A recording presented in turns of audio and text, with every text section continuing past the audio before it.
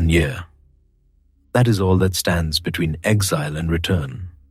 But this last year is the cruel one, because now the danger is not hunger or wild beasts or war drums in the distance.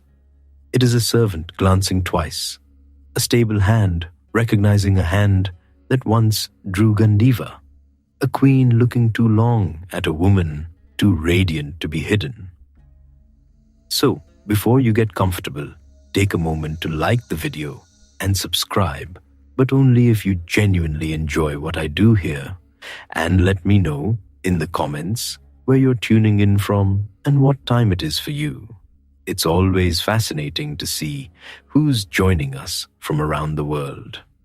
Now, dim the lights, maybe turn on a fan for that soft background hum, and let's ease into tonight's journey together.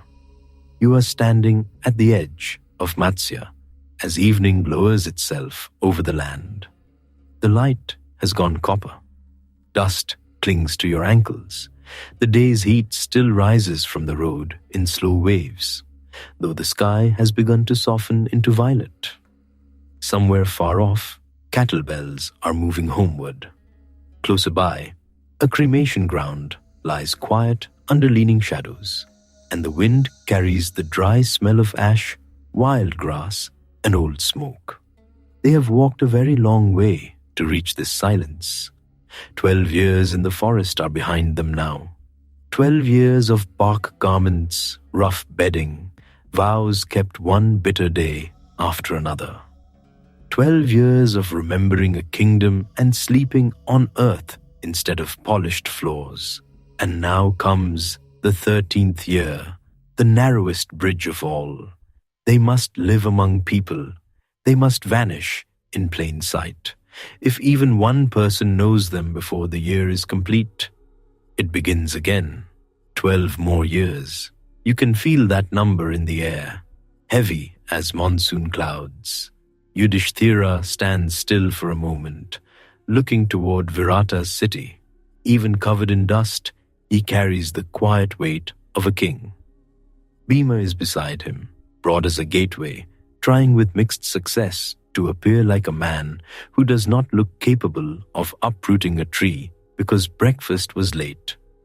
Arjuna's eyes are already measuring distance, roads, walls, shadows. Nakula glances toward the horses in the far fields, as if he can hear them breathing from here. Sahadeva studies the land the way other men study scripture. And Draupadi. Draupadi stands wrapped in weariness and dignity together, like a lamp shaded by cloth, yet still impossible to hide. The heat presses against your skin. No one speaks loudly. This is not that kind of evening. The road itself feels watchful. A heron lifts from a marshy patch with one slow beat of pale wings. Insects begin their shrill twilight song. The cloth bundles holding bows, swords, quivers, and armor lie at their feet, wrapped and tied, but not harmless.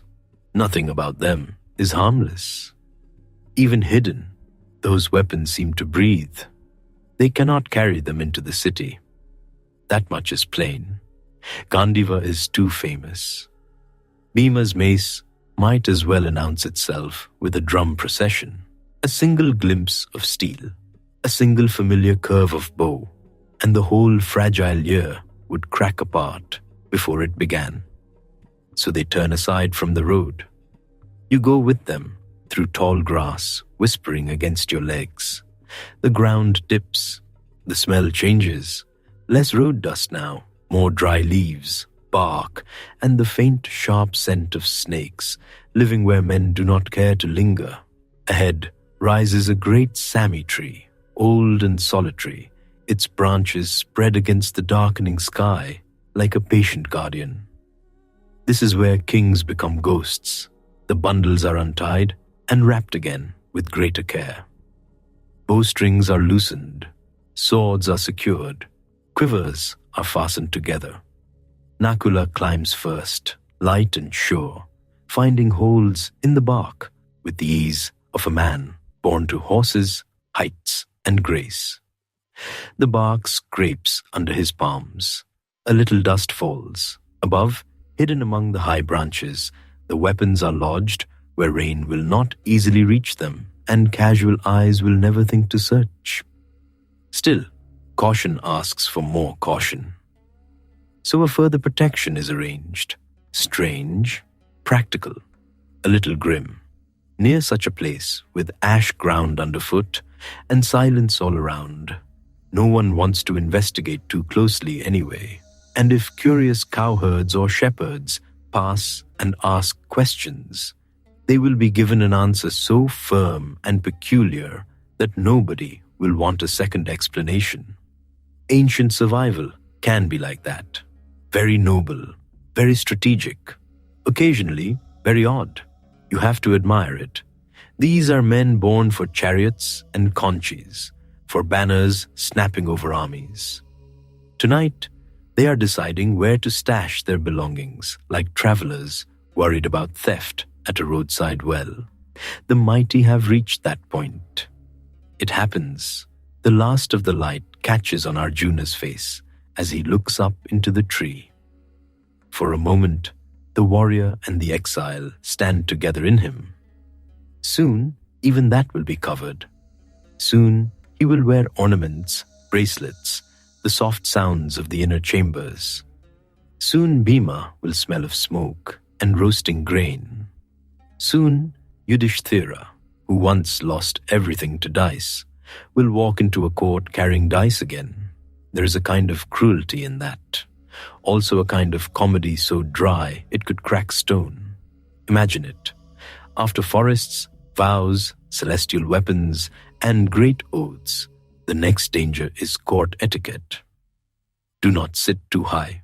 Do not speak too much. Do not outshine the king. Do not be noticed by the wrong eyes. Do not, under any condition, behave like yourself. Daumya, their priest, has already given them the rules in the solemn tone reserved for matters that can ruin lives. A court, he warned them, must be approached like sacred fire. Warm if you are careful, ruinous if you lean too close. A king's pride must be guarded. Jealous men must be anticipated. Corridors must be read the way hunters read tracks. And Draupadi, above all, must be protected. The wind stirs her garment. She has covered herself plainly now, and yet plainness fails her. Sudden beauty in grief has its own brightness. Even exhausted, even dust-streaked, she does not look like one born to service. She looks like loss dressed in silk gone dark with travel. To enter a palace unseen will be hardest for her. Everyone knows it. No one says it aloud. Yudhishthira lifts his face then, and in the thickening dusk, he sends his prayer ahead of them. It rises quietly to the great goddess, to Durga of difficult crossings, of wilderness roads, of danger passed through and not merely endured. The evening seems to hold still while he prays. The leaves barely move. The first star appears above the west, and something in the air settles, as if the path before them has been veiled by unseen hands. Good. They will need every blessing available, because by tomorrow they must become other people. A courtier named Kanka, a cook called Balava, which is one way to describe Bhima if you ignore the shoulders of a storm cloud. A dance teacher, Brihannala, a master of horses, a keeper of cattle, a maid named Sairandhri. Borrowed names, borrowed lives, their own greatness folded away and hung high in a tree beside the hidden weapons. The city of Virata waits ahead, its evening lamps beginning to glimmer one by one. You can almost smell it already. Rice steaming in kitchens, ghee warming in bronze pots, jasmine somewhere in the women's quarters, horse sweat in the royal stables, oil lamps, fresh dung in cattle yards, sandalwood drifting from shrines near the gate. Human life, crowded, ordinary, dangerous life.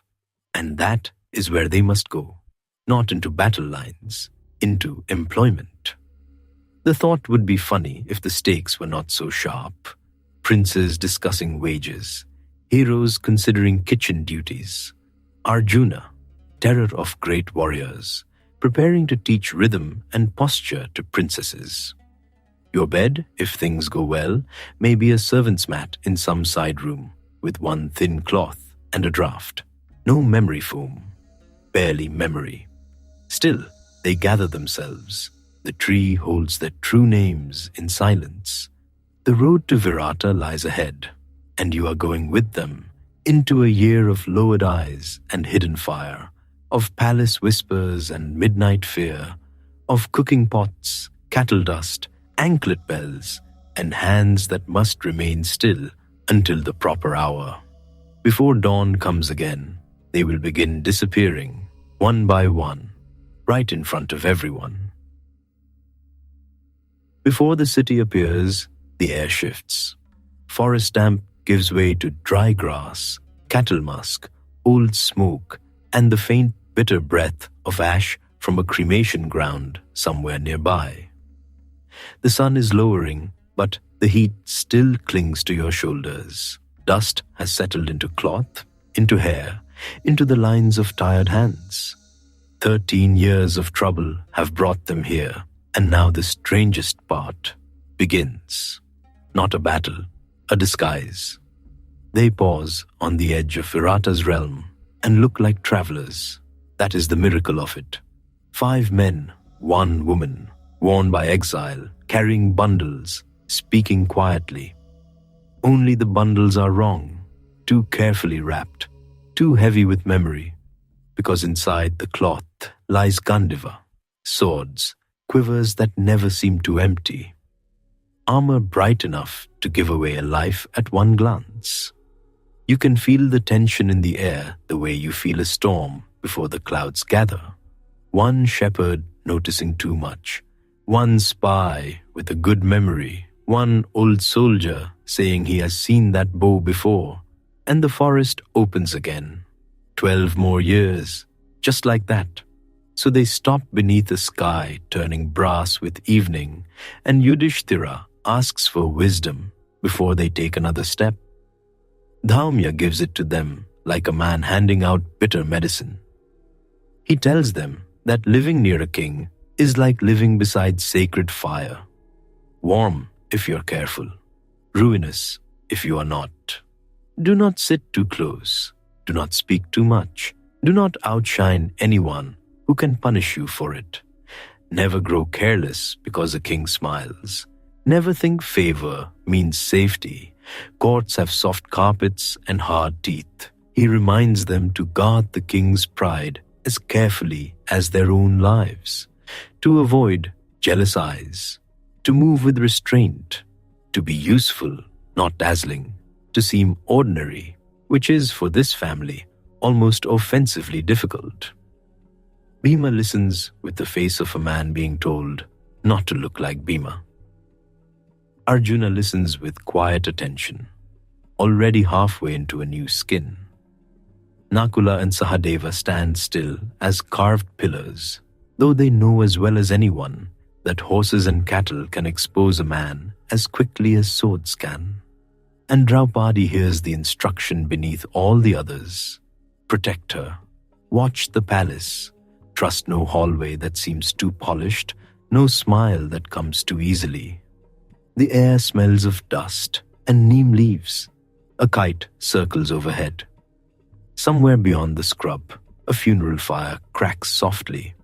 You're standing with them in that narrowing light, and even the silence feels careful. Then Arjuna lifts his head and sees what they need. Near the cremation ground, where the earth is grey and avoided, stands a great Shami tree. Its trunk rises thick and dark. Branches twist upward in patient strength. It grows where ordinary people do not linger. Snakes favor the roots. Ash lies in the soil. The place keeps its own counsel. Perfect. The brothers move toward it at once. Their feet crunch over dry twigs and old husks of grass. The cremation ground waits nearby, hushed and wind-scoured. This is not a place for chatter. Even Bhima's step grows quiet. The evening wind carries the scent of burnt wood and river mud, and the tree leans over it all like a keeper of secrets. This is where kings become bundles. They begin unstringing bows. There is something almost tender in it. Gandiva, which has sung over battlefields and through forests and against creatures no ordinary man should ever meet, is lowered and wrapped. Swords are bound together, armor is covered, quivers are tied fast. The unmistakable shape of power disappears under coarse cloth and rope. You can hear the little practical sounds of survival, knots tightening, fabric pulling, a metal edge brushing wood. No conch shells, no war cries, just work. Nakula climbs. He does it with the easy grace of someone who has always understood balance, footing, the weight of his own body. Bark scrapes his palms. Dry flakes catch in his hair. He goes higher, branch by branch, until the bundle can be lashed far above sight line, where rain will not reach and curious hands cannot. The Shami tree takes the burden. The weapons vanish into leaves and shadow. For a moment, no one speaks. It is one thing to leave a kingdom, another to leave your weapons hanging over a cremation ground like forgotten thunder. Then comes the next problem. The place is too visible, too lonely in fact. Loneliness attracts the wrong kind of interest. Cowherds cut through strange places. Boys dare one another to climb trees. Men who should mind their own business suddenly develop a heroic devotion to looking around. So they do something wonderfully desperate. They find a corpse nearby, one left from the burning ground, and hang it upon the tree. Yes, this is the kind of solution exile creates. The smell alone will keep most people away. The sight will do the rest. If someone asks questions, they have an answer ready. It is their aged mother, placed there by family custom. Perfectly respectable. Absolutely not worth investigating. You can almost feel the universe pause and blink at this. 5 righteous princes, 1 queen born of fire, and their survival plan, for the moment, is to weaponize other people's reluctance to ask follow-up questions. It works. A few herdsmen do indeed notice them and call out from a distance. Why is there a body hanging in the tree? Yudhishthira answers calmly. He has the gift for saying impossible things in a tone that makes them sound inherited. He explains the custom, the age, the necessity. The men make faces, mutter that families are strange, and keep moving. That is all. No one comes closer. The smell takes over. Evening presses down. Crows argue on a farther branch and then think better of it. The hidden bows remain hidden. You are there beside the tree when the last knot is checked. The bark is rough under your fingertips. The air is cooler now. Ash drifts faintly when the wind turns. Behind them lies the wilderness. Ahead, a city. Above them, wrapped in cloth, hangs the future. Then Yudhishthira does one more careful thing.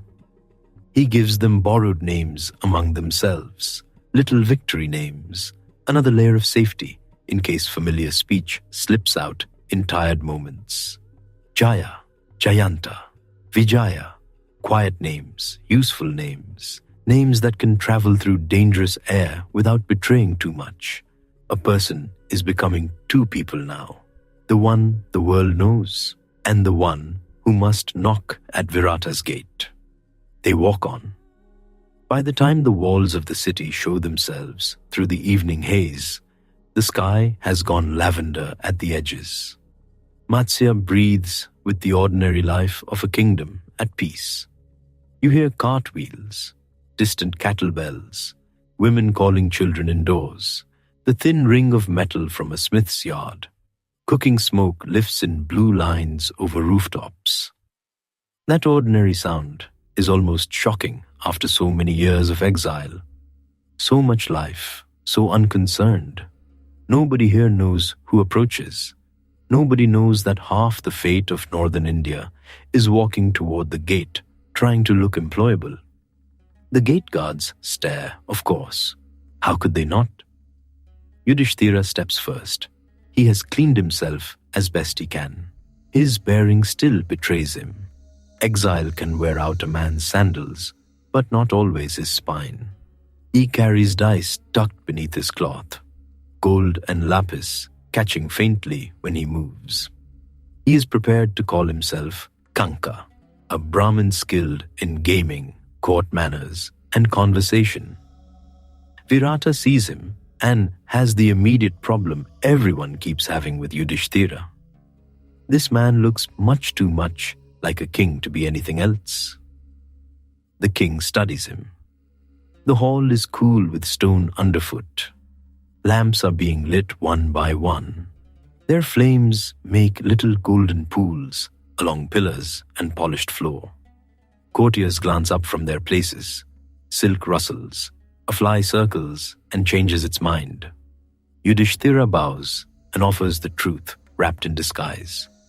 He says he once served King Yudhishthira. He knows dice. He knows courtly ways. He can entertain, advise, and help pass long royal evenings. All of that is true. Conveniently, it leaves out the important detail that he is King Yudhishthira. Virata likes him at once, more than likes him. He feels the strange tug of being in the presence of someone larger than the role being requested. But kings are used to oddness. They sit on thrones. Oddness comes to them daily. So he accepts Kanka as companion, counselor, and gaming man. A respectable beginning, also slightly cruel. Yudhishthira, who lost everything to dice, is now hired because he is good with dice. Fate sometimes has the humor of an old aunt with no restraint. Still, he bows and accepts. The game has begun. Bhima goes next. If Yudhishthira's challenge is to look less royal, Bhima's challenge is to look less like a moving landslide. He announces himself as Ballava, a cook, also, incidentally, a wrestler, also someone who can deal with beasts if necessary, also someone who understands food on a scale most kitchens only dream about. This at least is plausible. Bhima loves food with a sincerity worthy of temple bells. Virata looks at him the way a man looks at a plough elephant that has requested permission to stir porridge. This applicant has shoulders like gate beams. His arms look built for uprooting trees, not seasoning lentils.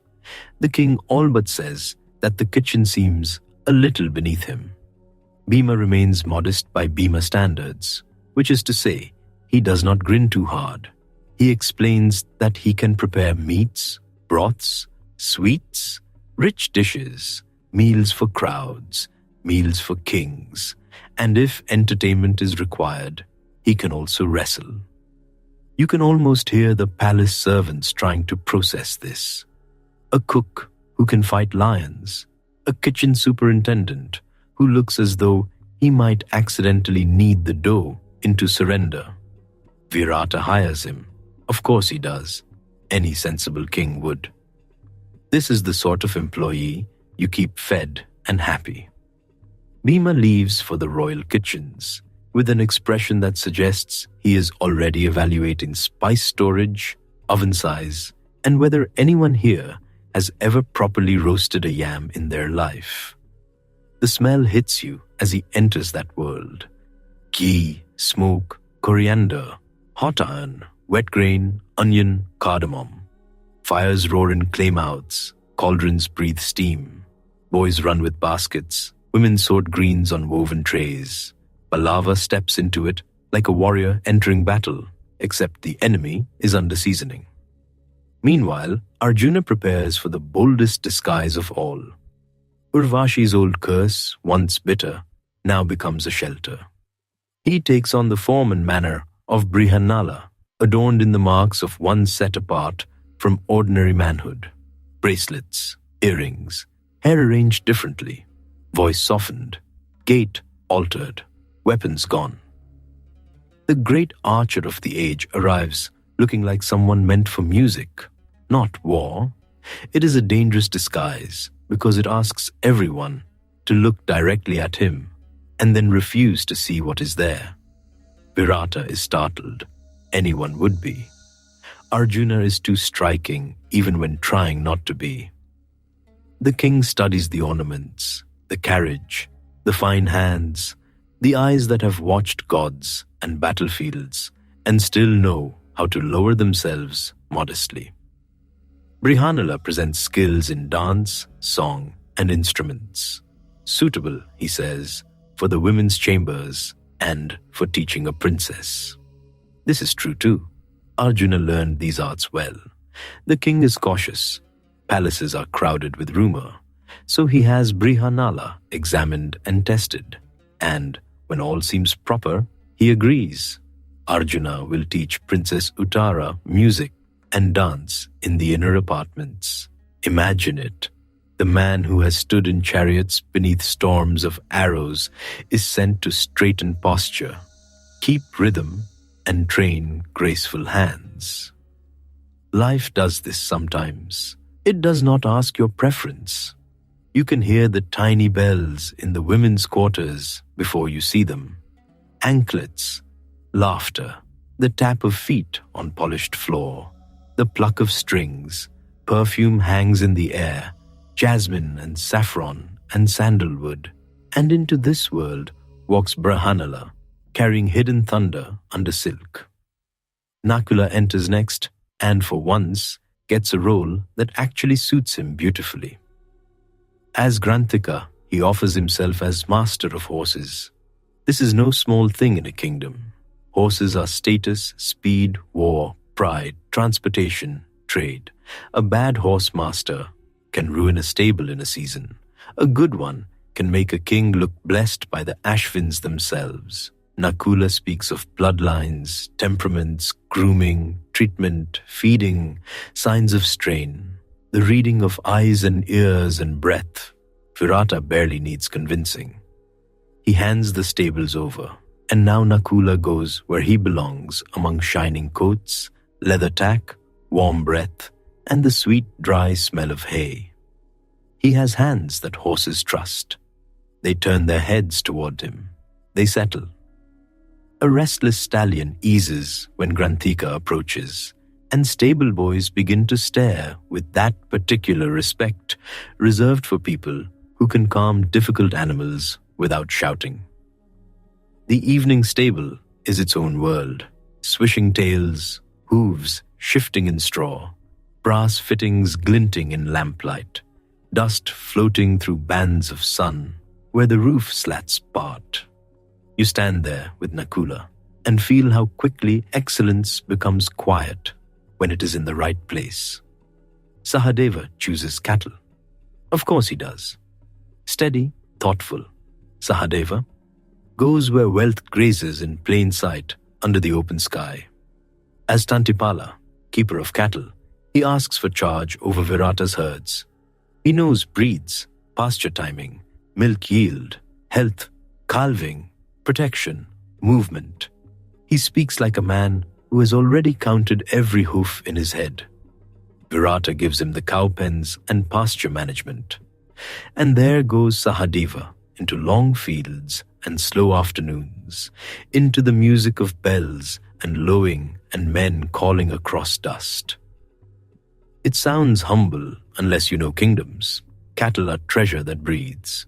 They are food, fuel, trade, ritual, prestige, survival. To guard them is to guard the pulse of the realm. The smell around the pens is thick and warm. Hay, dung, milk, earth, sun on hide. Flies hum lazily. Boys carry pails. Dogs doze in the shade and open one eye as Tantipala passes. He belongs there immediately, the way certain trees belong beside certain rivers. Then there is Draupadi. No disguise is easy for her. She cannot stride into court and ask for service the way the others can. Beauty betrays her before she speaks. Grief betrays her too. She knots up her long dark hair and hides it beneath cloth. She puts on a single dark garment made grimy on purpose, though even in hardship, costly fabric has a way of confessing itself. She walks with the look of a woman in trouble, because that at least no one will question. People stare anyway. How could they not? She seems less like a servant and more like misfortune wrapped around moonlight. Queen Sudeshna sees her from above and sends for her. Draupadi enters the women's quarters with lowered eyes and measured steps. The palace air is cooler here. Incense curls from bronze cups. The stone underfoot has been washed and rubbed smooth. Bangles clink softly from hidden rooms. Somewhere someone is grinding sandal paste. Sudeshna studies her and immediately says what everyone keeps saying to this family in one form or another. You do not look like the work you are asking for. Draupadi gives her name as Sairandhri, a waiting woman skilled in dressing hair, arranging garments, and attending noble ladies. She says she has served great households before. Also true, painfully true. Sudeshna hesitates. A woman this radiant inside a palace is not a comfort. She is a disturbance. Kings have eyes, so do courtiers. Trouble can begin in a corridor and end in ashes. Then Draupadi offers her shield. She says she has 5 Gandharva husbands, fierce and unseen, who protect her always. Any man who approaches her wrongly, she warns, will not prosper through the night. She also sets terms. She will not eat leftovers from others. She will not wash feet. She can serve, but not in ways that strip her of the last fragments of dignity she still holds together. Sudeshna, half intrigued and half uneasy, agrees. And just like that, Sairandhri enters service. You can feel how much is packed into that moment. The scrape of pride, the steadiness, the exhaustion, the fact that even now, even after forest years and public humiliation and wandering, she negotiates her boundaries with a queen and does not let the ground take her. So they are all inside now. Kanka in the hall of dice, Balava in the kitchens, Brihannala in the women's chambers, Grantika in the stables, Tantipala in the cattle fields. Sairandhri beside Queen Sudeshna. If you walked past them that first week, you might not understand what you were seeing. That is the wonder of it. Greatness folded into usefulness. Thunder wearing aprons, royal blood carrying trays, a conqueror of worlds adjusting a princess's hand position in dance. Night after night, they hold their disguises. Yudhishthira sits near Virata and touches dice again. The little cubes click against wood, dry and harmless sounding, though they once shattered his life.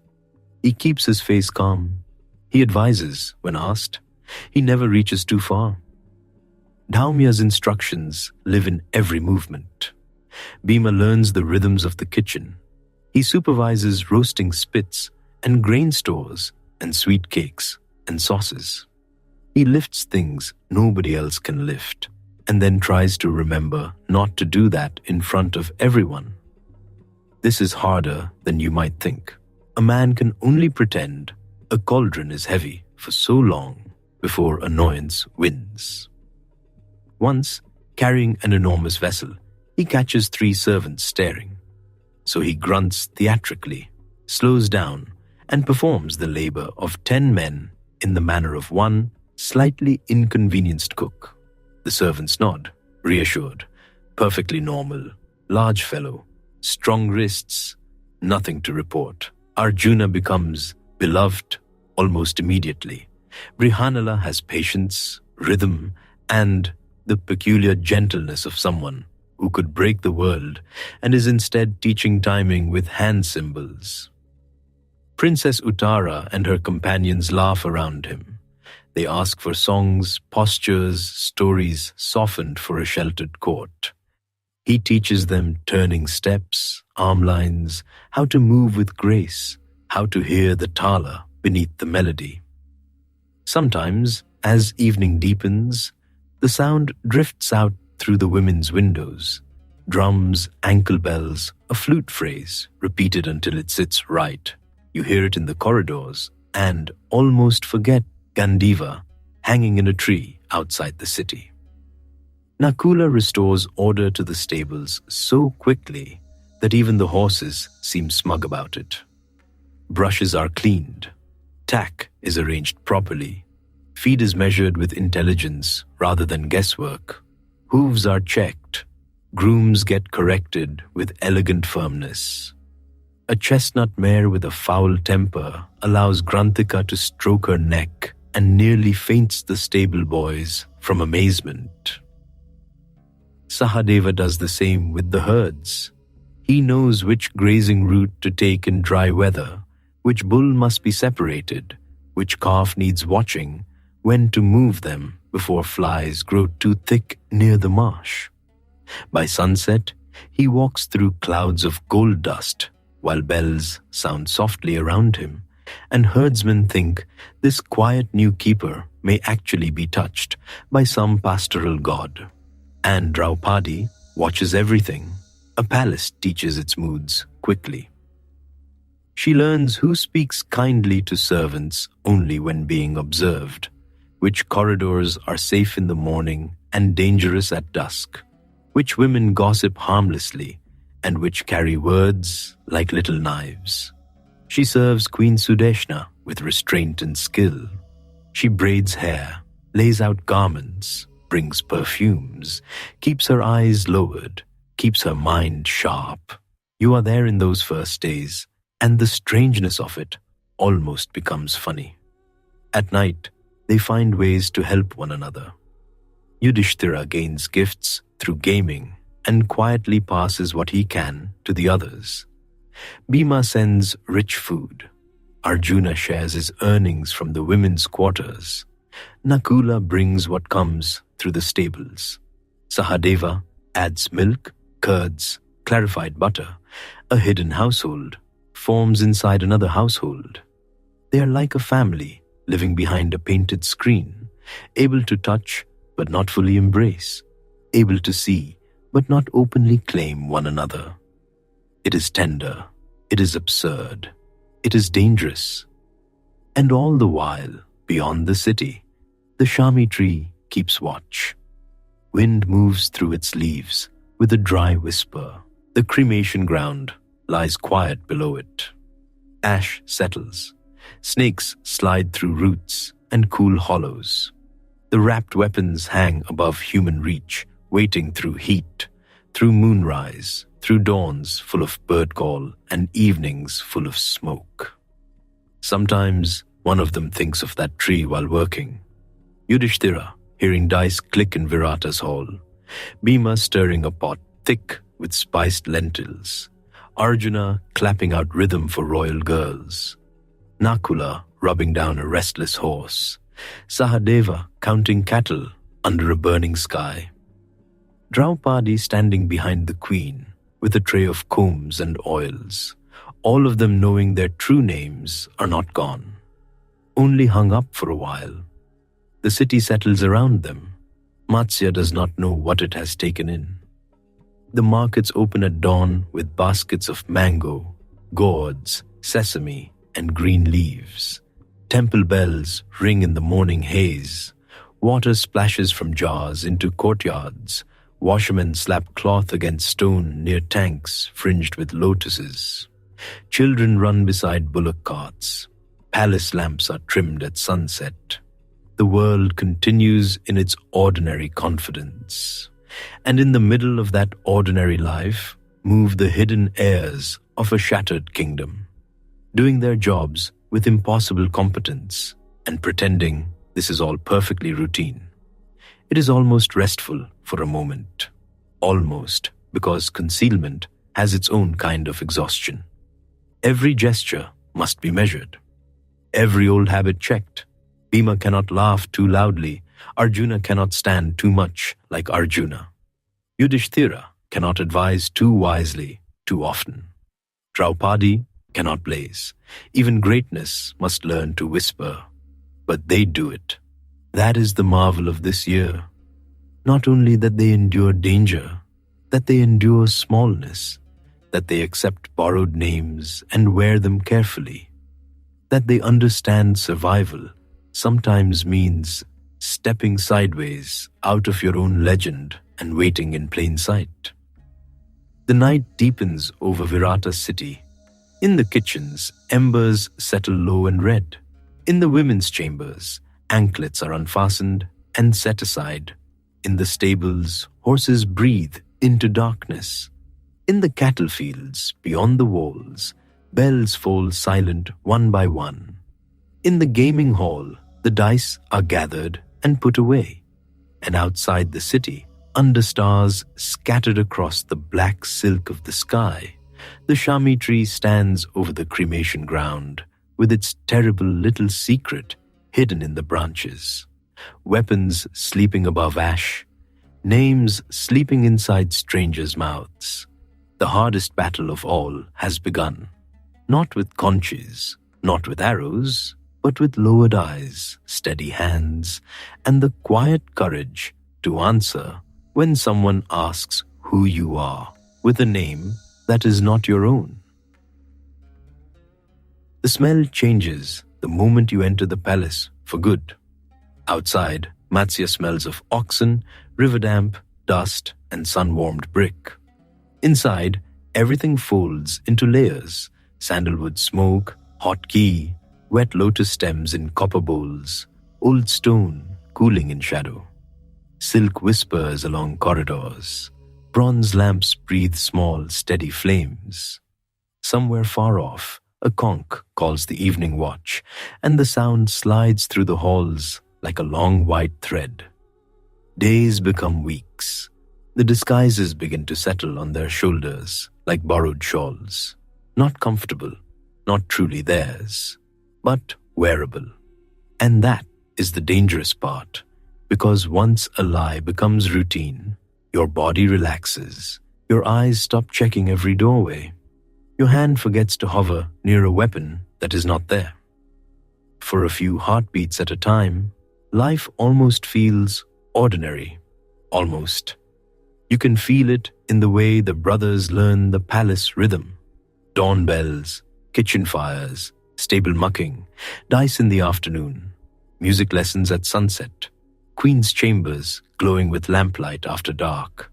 It is a strange little world, and inside it move 5 men who have commanded armies, and 1 woman for whom kings once fought openly. Now they lower their eyes, bow at the right moments, and ask where the grain stores are kept.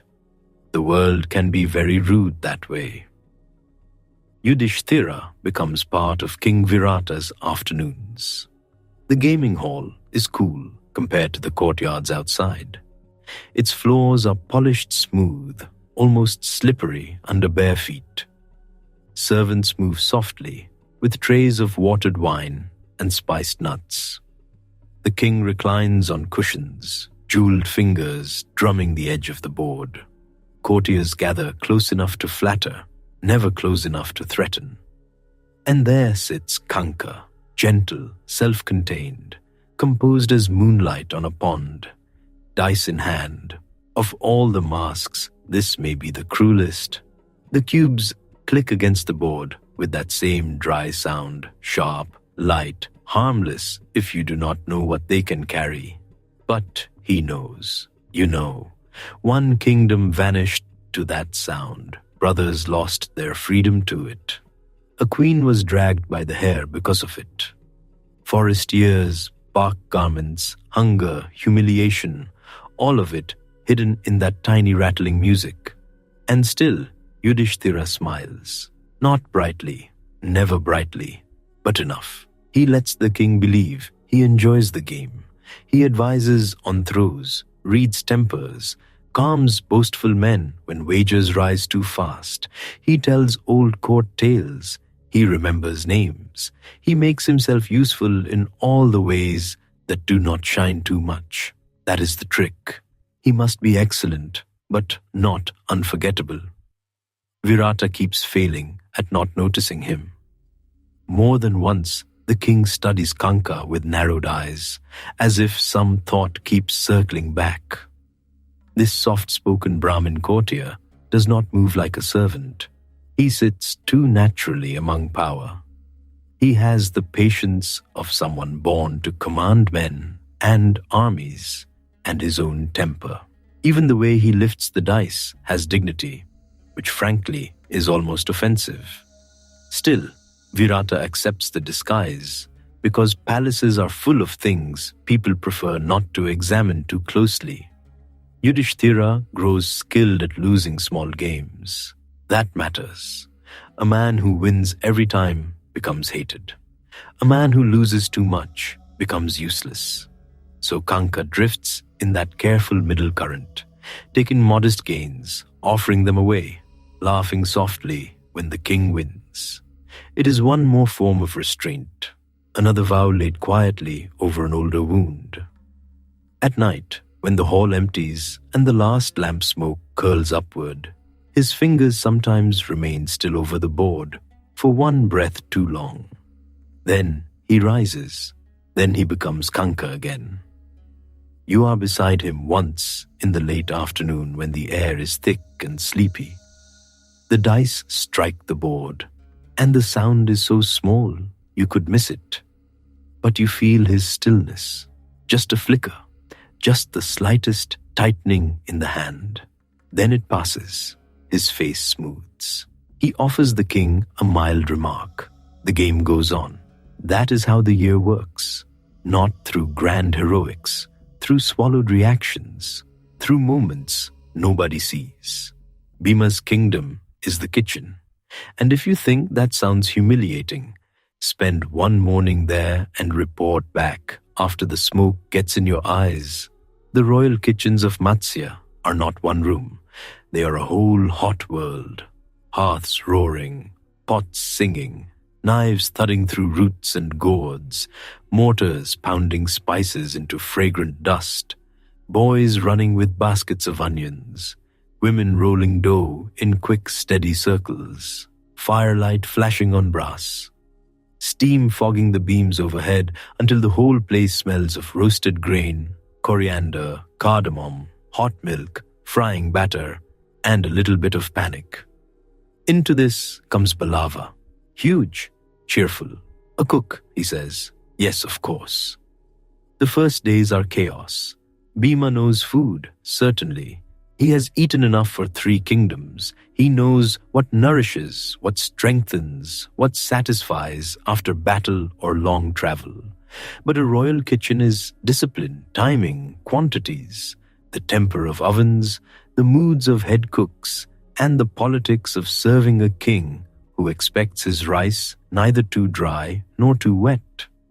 Empires have tilted over less. So Bhima learns. He kneads dough in troughs, big enough for children to nap in. He stirs kettles with arms like tree trunks. He lifts sacks that usually require 2 men, and then remembers, too late, that perhaps he should have pretended to struggle. After that, he adds a little theatrical grunting for safety. Not too much, just enough to comfort everyone. It does not always work. There is one morning when a bronze cauldron of lentils starts to slip. 3 kitchen men shout. Before any of them can move, Bhima catches it with one hand, steadies it, and sets it down as gently as if placing a sleeping baby. Then he glances around the room and does his best expression of ordinary inconvenience. No one believes this for even half a blink. But kitchens are practical places. If a giant cook can save lunch, people do not ask difficult questions. He becomes popular very quickly. How could he not? Ballava knows how to season food so that tired soldiers sit straighter after the first bite. He knows festival sweets. He knows meat roasted until even old men with weak teeth can smile. He can feed wrestlers, priests, stable boys, sulking princes, and delicate women in the inner apartments with equal confidence. He bribes half the kitchen with scraps of fried dough and little jokes. He claims certain sauces need tasting every few moments, and somehow he is always the one doing the tasting. A hard burden, but he bears it nobly. You stand near the grinding stones and watch him work. Sweat shines across his shoulders. Flour dust clings to his forearms. The air is thick enough to chew. Oil crackles. Someone drops a ladle. Someone else curses the onions. Bhima only grins and keeps moving, broad and unstoppable, as if this whole smoky kingdom has always belonged to him. Sometimes the wrestlers come. That was part of the arrangement too. Ballava the cook is also Ballava the strong man, the entertainer who can grapple beasts and men for the king's amusement. So, on certain evenings, after the kitchen fires settle low, Bhima washes, ties back his hair, and steps into the practice yard, where men built like temple pillars try very hard not to be humiliated in public. He does his best to make it look effortful. He really does. He allows himself to be pushed a little. He circles. He laughs. He lets the courtyard enjoy the contest. Then, when enough time has passed, he reminds everyone that a mountain in human form is still a mountain in human form. Down goes another wrestler into the dust, not shattered, just decisively informed. The watching servants cheer. Virata laughs until his jewels shake, and Bhima bows like a modest kitchen employee who happens to be disturbingly good at everything. That takes talent. Arjuna's days unfold behind curtains in the bright, soft prison of the women's quarters. The inner chambers have their own weather, cooler air, perfume, flower garlands refreshed before they fade, painted walls with curling vines and birds, silver mirrors, cushions scattered under latticed windows where filtered light falls in patterns across the floor. Somewhere, a veena is being tuned. Somewhere, girls are giggling over some tiny scandal that seems, for one sweet second, like the whole world. Into this world walks Brihannala. Arjuna's disguise is not a small one. It cannot be. He wears ornaments. His hair is dressed differently. His step changes. His voice softens around the edges. He carries music where once he carried thunder. And because fate enjoys showing off, he is excellent at this too. Princess Uttara and her companions adore him. Of course they do.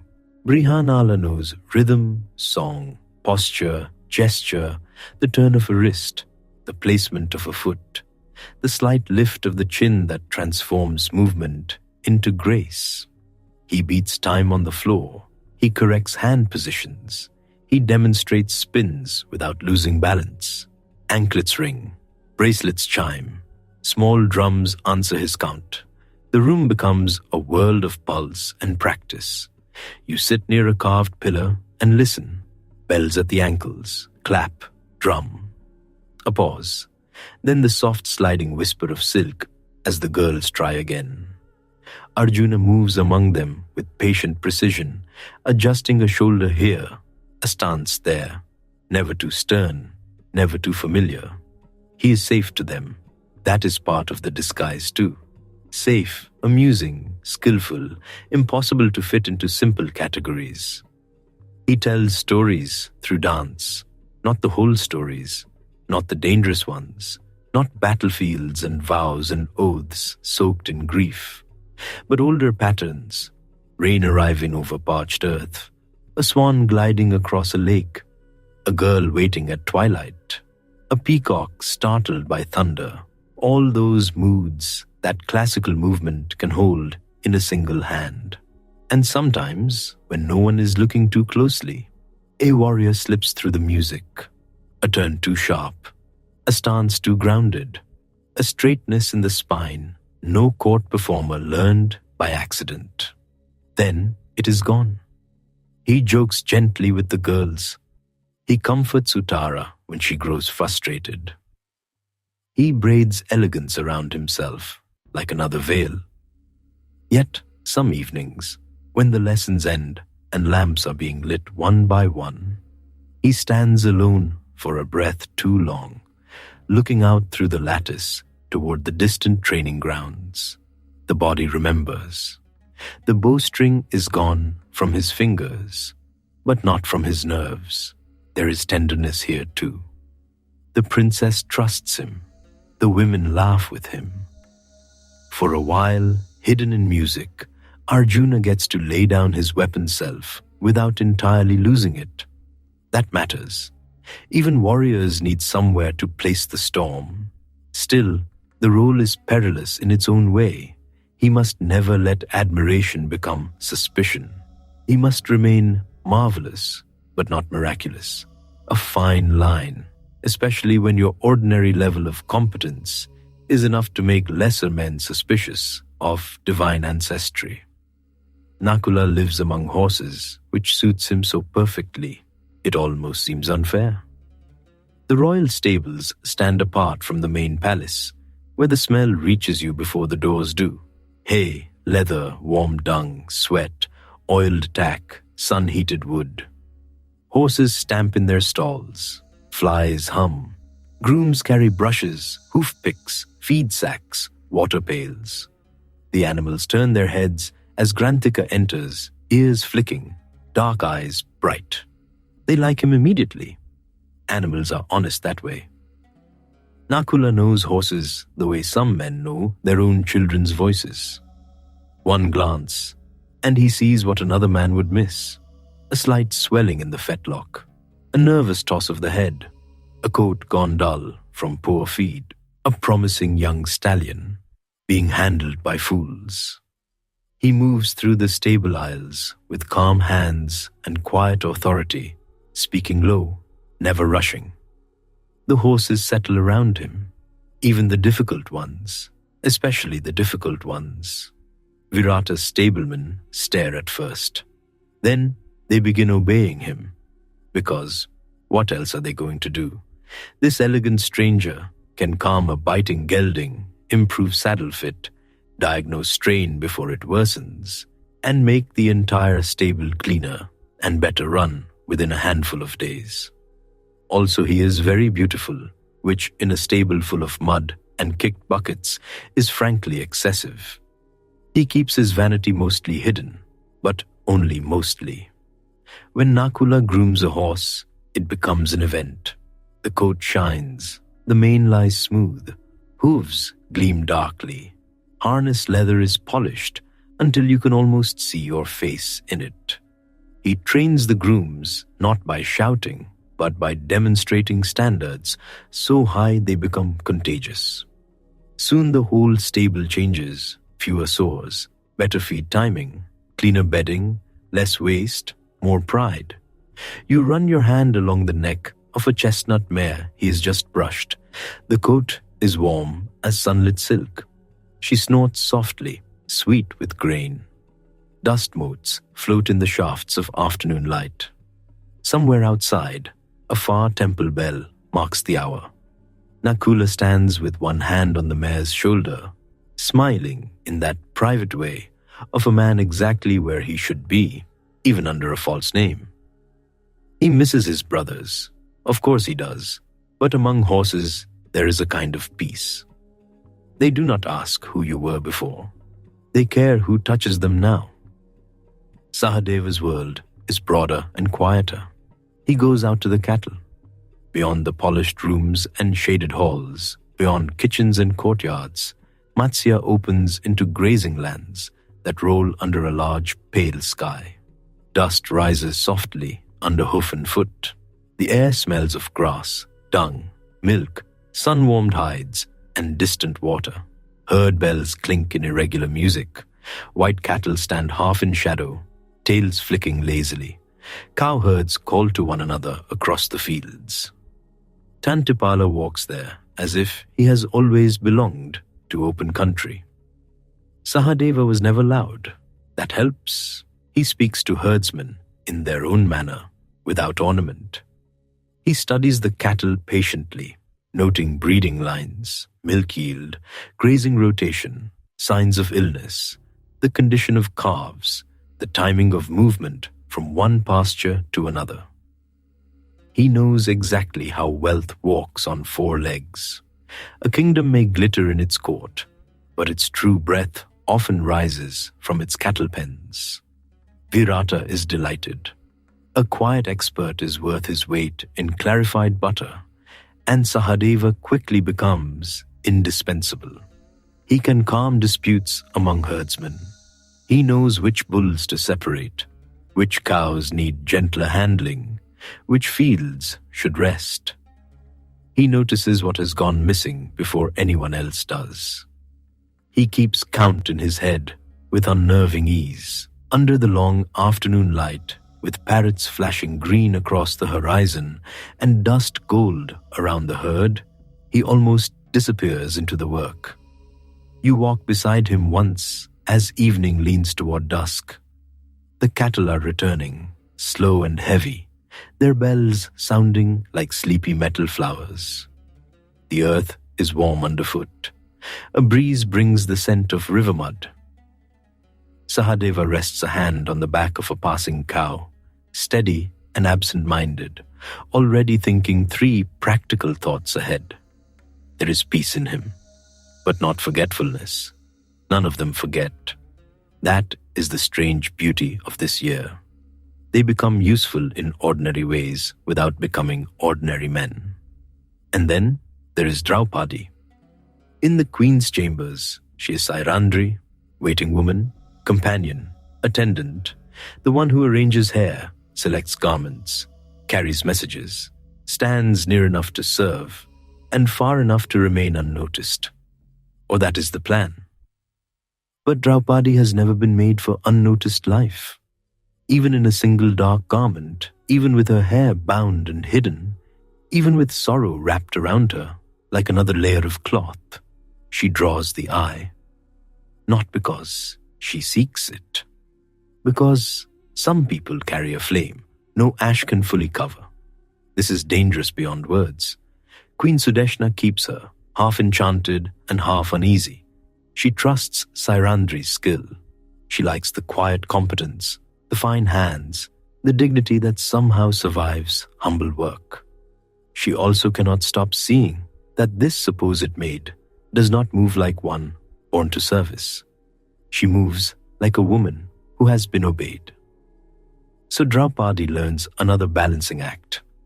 In the mornings, she attends to braids, oils, scented powders, folded garments, jewelry caskets, mirrors polished with soft cloth. The women chatter around her. Whose husband is inattentive? Whose cousin is betrothed? Which merchant brought the best indigo dye? Who cried during the song recital and denied it afterward? Palace life is full of small storms. Most of them are survivable. She listens more than she speaks. That too is safety. Still, every hallway is a risk. Every summons can twist into trouble. Every pair of male eyes in a palace belongs to a body attached to rank or appetite or boredom, and any one of those can become dangerous. Draupadi knows this too well. The memory of another court, another hall, another humiliation never leaves her. It moves with her like a second shadow. You can feel her vigilance. It is there when footsteps sound unexpectedly behind her. There when a message comes from a man instead of a woman. There when laughter from a corridor changes tone as she passes. There when she enters rooms with 2 exits and quietly notes both before lowering her eyes. And the queen's apartments smell of jasmine and lamp smoke. Cool stone, presses through thin soles. Gold bangles clink softly. Outside the lattices, pigeons murmur on the ledges. Inside, Draupadi's nerves remain drawn like a hidden bow, and yet she endures with astonishing steadiness. She does not collapse into fear. She does not surrender her dignity. She performs the tasks, keeps the boundaries she set, and holds herself with that impossible combination of grace and steel that has always made weak men uneasy. At times, she catches sight of her husbands from a distance, never as husband and wife, never openly, a glimpse only. Kanka in the gaming hall, Balava crossing a courtyard with sacks of grain on one shoulder and a completely unnecessary quantity of melons on the other. Krantika near the stables, Tantipala returning dusty from the fields, Brihannala vanishing behind the women's curtains in a rustle of bells and fabric. Those brief sightings become their secret meals, enough to go on. Sometimes they manage more. There are moments in service corridors, dim storage rooms, stair landings between worlds, a water jar to be moved, a basket to be exchanged, a glance that lasts one beat longer than it should. Yudhishthira's eyes asking for patience, Bhima's asking whether anyone has troubled her, Arjuna's carrying both strain and comfort, Nakula's wounded tenderness, Sahadeva's quiet alertness that sees too much and says nothing. No embraces, no careless speech. The palace has ears inside its walls, so they live on fragments. A little food passed discreetly, a warning murmured under other sounds, news folded into ordinary language. Someone has been asking questions. The king is in good humor today. The queen is restless. A messenger from another court arrived at noon. Be careful near the western corridor. Avoid the assembly after sunset. All of it threaded through routine, hidden under chores. At night, when the palace settles and even the gossip grows tired, they sometimes gather in secret. Not often, not long. A servant's lane behind storehouses. A quiet place near the outer sheds. Somewhere, the moon can touch them, but not reveal too much. Then, for a few breaths, the masks loosen. Bhima complains about the size of Virata's appetite with injured dignity, as if the kingdom itself has wronged him by wanting second helpings. Nakula says the king's best stallion is being fed like a donkey, and he has had to rescue the entire stable from incompetence. Sahadeva quietly mentions that one senior cowherd lies about numbers and thinks no one notices, which is almost adorable.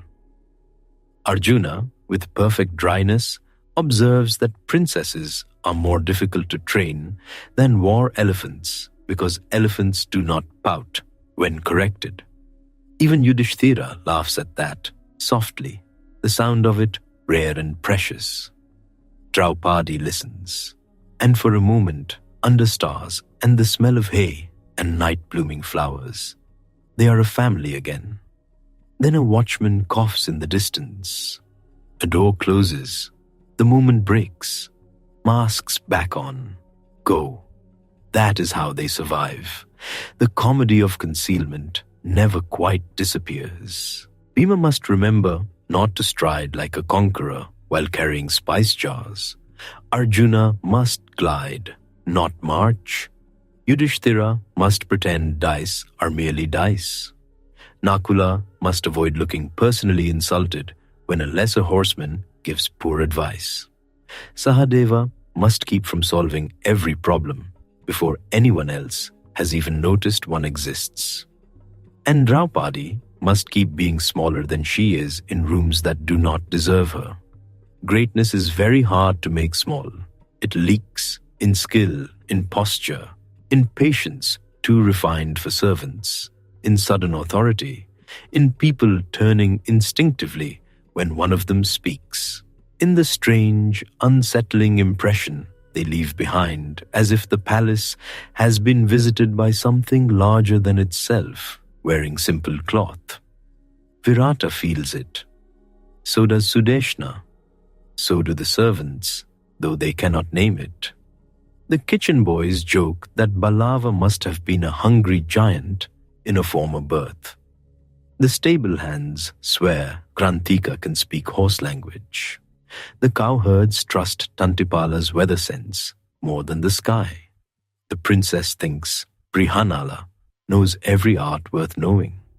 And the king, throwing dice beside Kanka, keeps circling that same baffled thought, that this mild companion belongs somewhere higher. You feel it too, walking those corridors. The palace breathes around them, unaware of what it holds. A king sharing jokes with an emperor, a kitchen relying on a storm, a princess learning dance from the greatest archer in the world, horses tended by a prince, cattle counted by a seer, a queen served by a woman whose sorrow could drown a city.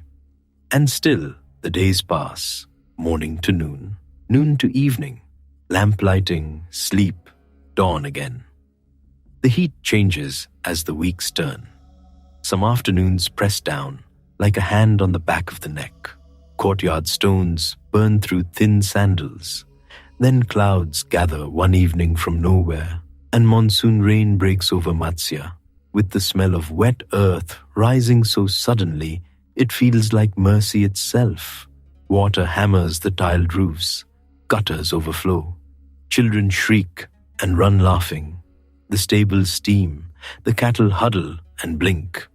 In the kitchens, Bhima declares the weather an excellent excuse for more fried snacks, a position so morally sound, no one disputes it. The rain passes, the world greens, life in disguise becomes, if not easy, then practiced. And that is when danger grows teeth, because comfort invites carelessness in the innocent and boldness in the wicked.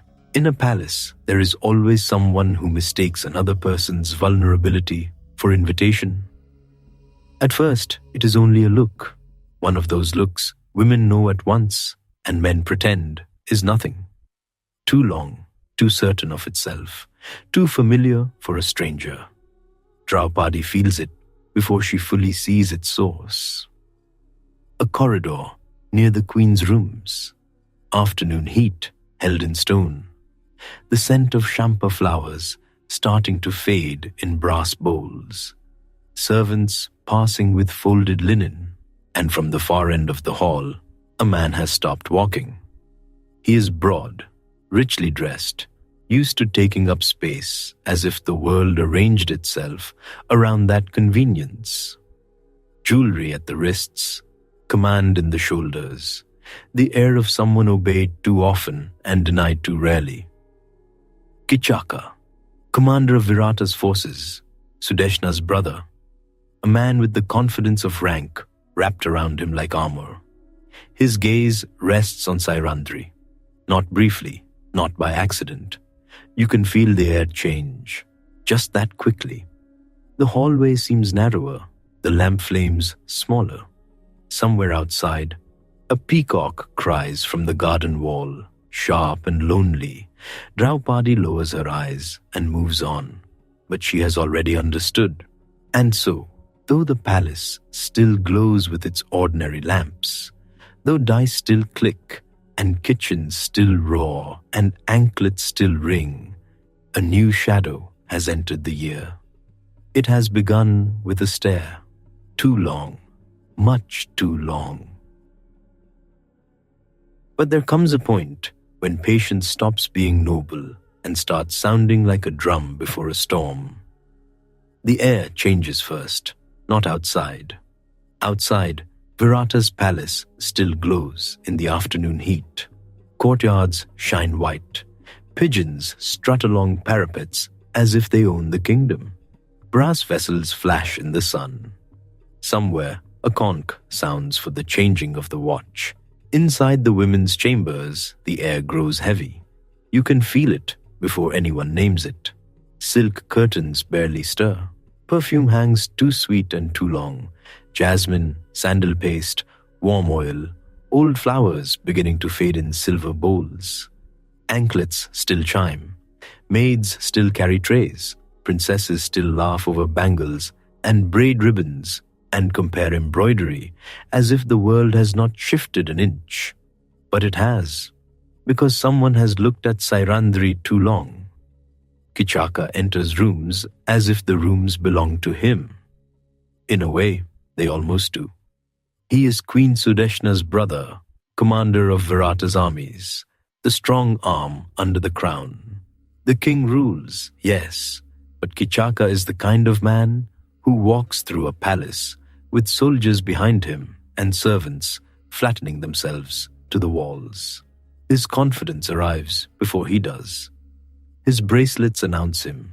His scent arrives next. Wine, expensive oil, dust from the practice ground, the sharp metallic trace of weapons handled all morning. And then he sees her. Draupadi has already learned the habits of this place. Eyes lowered, but not too low. Voice soft, but not trembling. Steps measured. Never linger in a doorway. Never be alone if you can help it. Never forget where the nearest exit is. She has made an art out of surviving hallways. It should have been enough.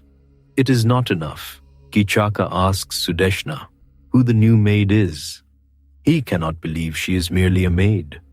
No one with that carriage should be carrying cosmetics and folded cloth. No one with lotus-dark eyes and that grave self-contained face should be arranging another woman's jewels. She looks, he says, like someone born to command rather than serve. That is the problem exactly. Sudeshna knows it. You can almost see the queen's thoughts flicker. Admiration first, then worry. Then the tired calculation palace people learn too well. Beauty is welcome until it becomes dangerous. Grace is charming until someone powerful wants to possess it. Sudeshna had feared this from the first day she saw Sairandhri under the terrace light. Now the fear stands in front of her, wearing armor. Draupadi answers carefully, always carefully. She says what she has said before. She is married, not to one man, but to 5 Gandharvas, unseen husbands, fierce and watchful. They do not endure insult. They do not forgive men who approach her with hunger in their eyes. Better to leave her alone and sleep peacefully. It is the perfect warning. It is also the kind of warning men like Kichaka hear as a challenge. He laughs it away. Of course he does. There are men who hear danger and step back. There are men who hear danger and begin to grin. Kichaka belongs very much to the second group. If someone had painted the word trouble across the palace wall in red, he would have leaned in to inspect the brushwork. He begins with gifts, fine cloth, ornaments, sweet words wrapped in arrogance. He sends servants with little offerings as if this is courtship and not siege. Draupadi refuses them all, every time, no hesitation, no softening, and every refusal makes him more intent. The women's chambers become a map of avoidance. Draupadi changes corridors if she hears his bracelets. She sends younger maids ahead to see who is near the queen's door. She keeps to crowded spaces. She learns which stairway catches afternoon light and which one lies in shadow. She times errands around his absences. A life can become very small this way. One wrong turn, one empty passage, one command spoken in the wrong voice, and the day becomes dangerous. You are there with her in those chambers. You feel the smooth stone cool under bare feet at dawn and warm by noon. You smell hair oil, lamp smoke, crushed champa petals. You hear women talking, then falling suddenly quiet as heavy steps approach. Nothing has happened yet. That is what makes it worse. The whole palace is waiting for the thing it pretends not to see. And Sairandhri keeps working. That is the hard part to understand until you stand beside her. She still folds garments, still arranges unguent jars in neat rows, still braids the queen's hair, still stands with lowered eyes while inside her chest memory rises like fire. Another court, another hall, another circle of men watching too much and doing too little. That old wound has not healed. It has only been made to wear servant's clothes. At times, Sudeshna speaks kindly. At times, she almost seems ashamed. She asks Sairandhri again about these strange husbands. She warns her brother is not a man easily denied. She speaks as queens do when they are afraid and trying not to sound afraid. Draupadi answers with dignity, sharpened by exhaustion.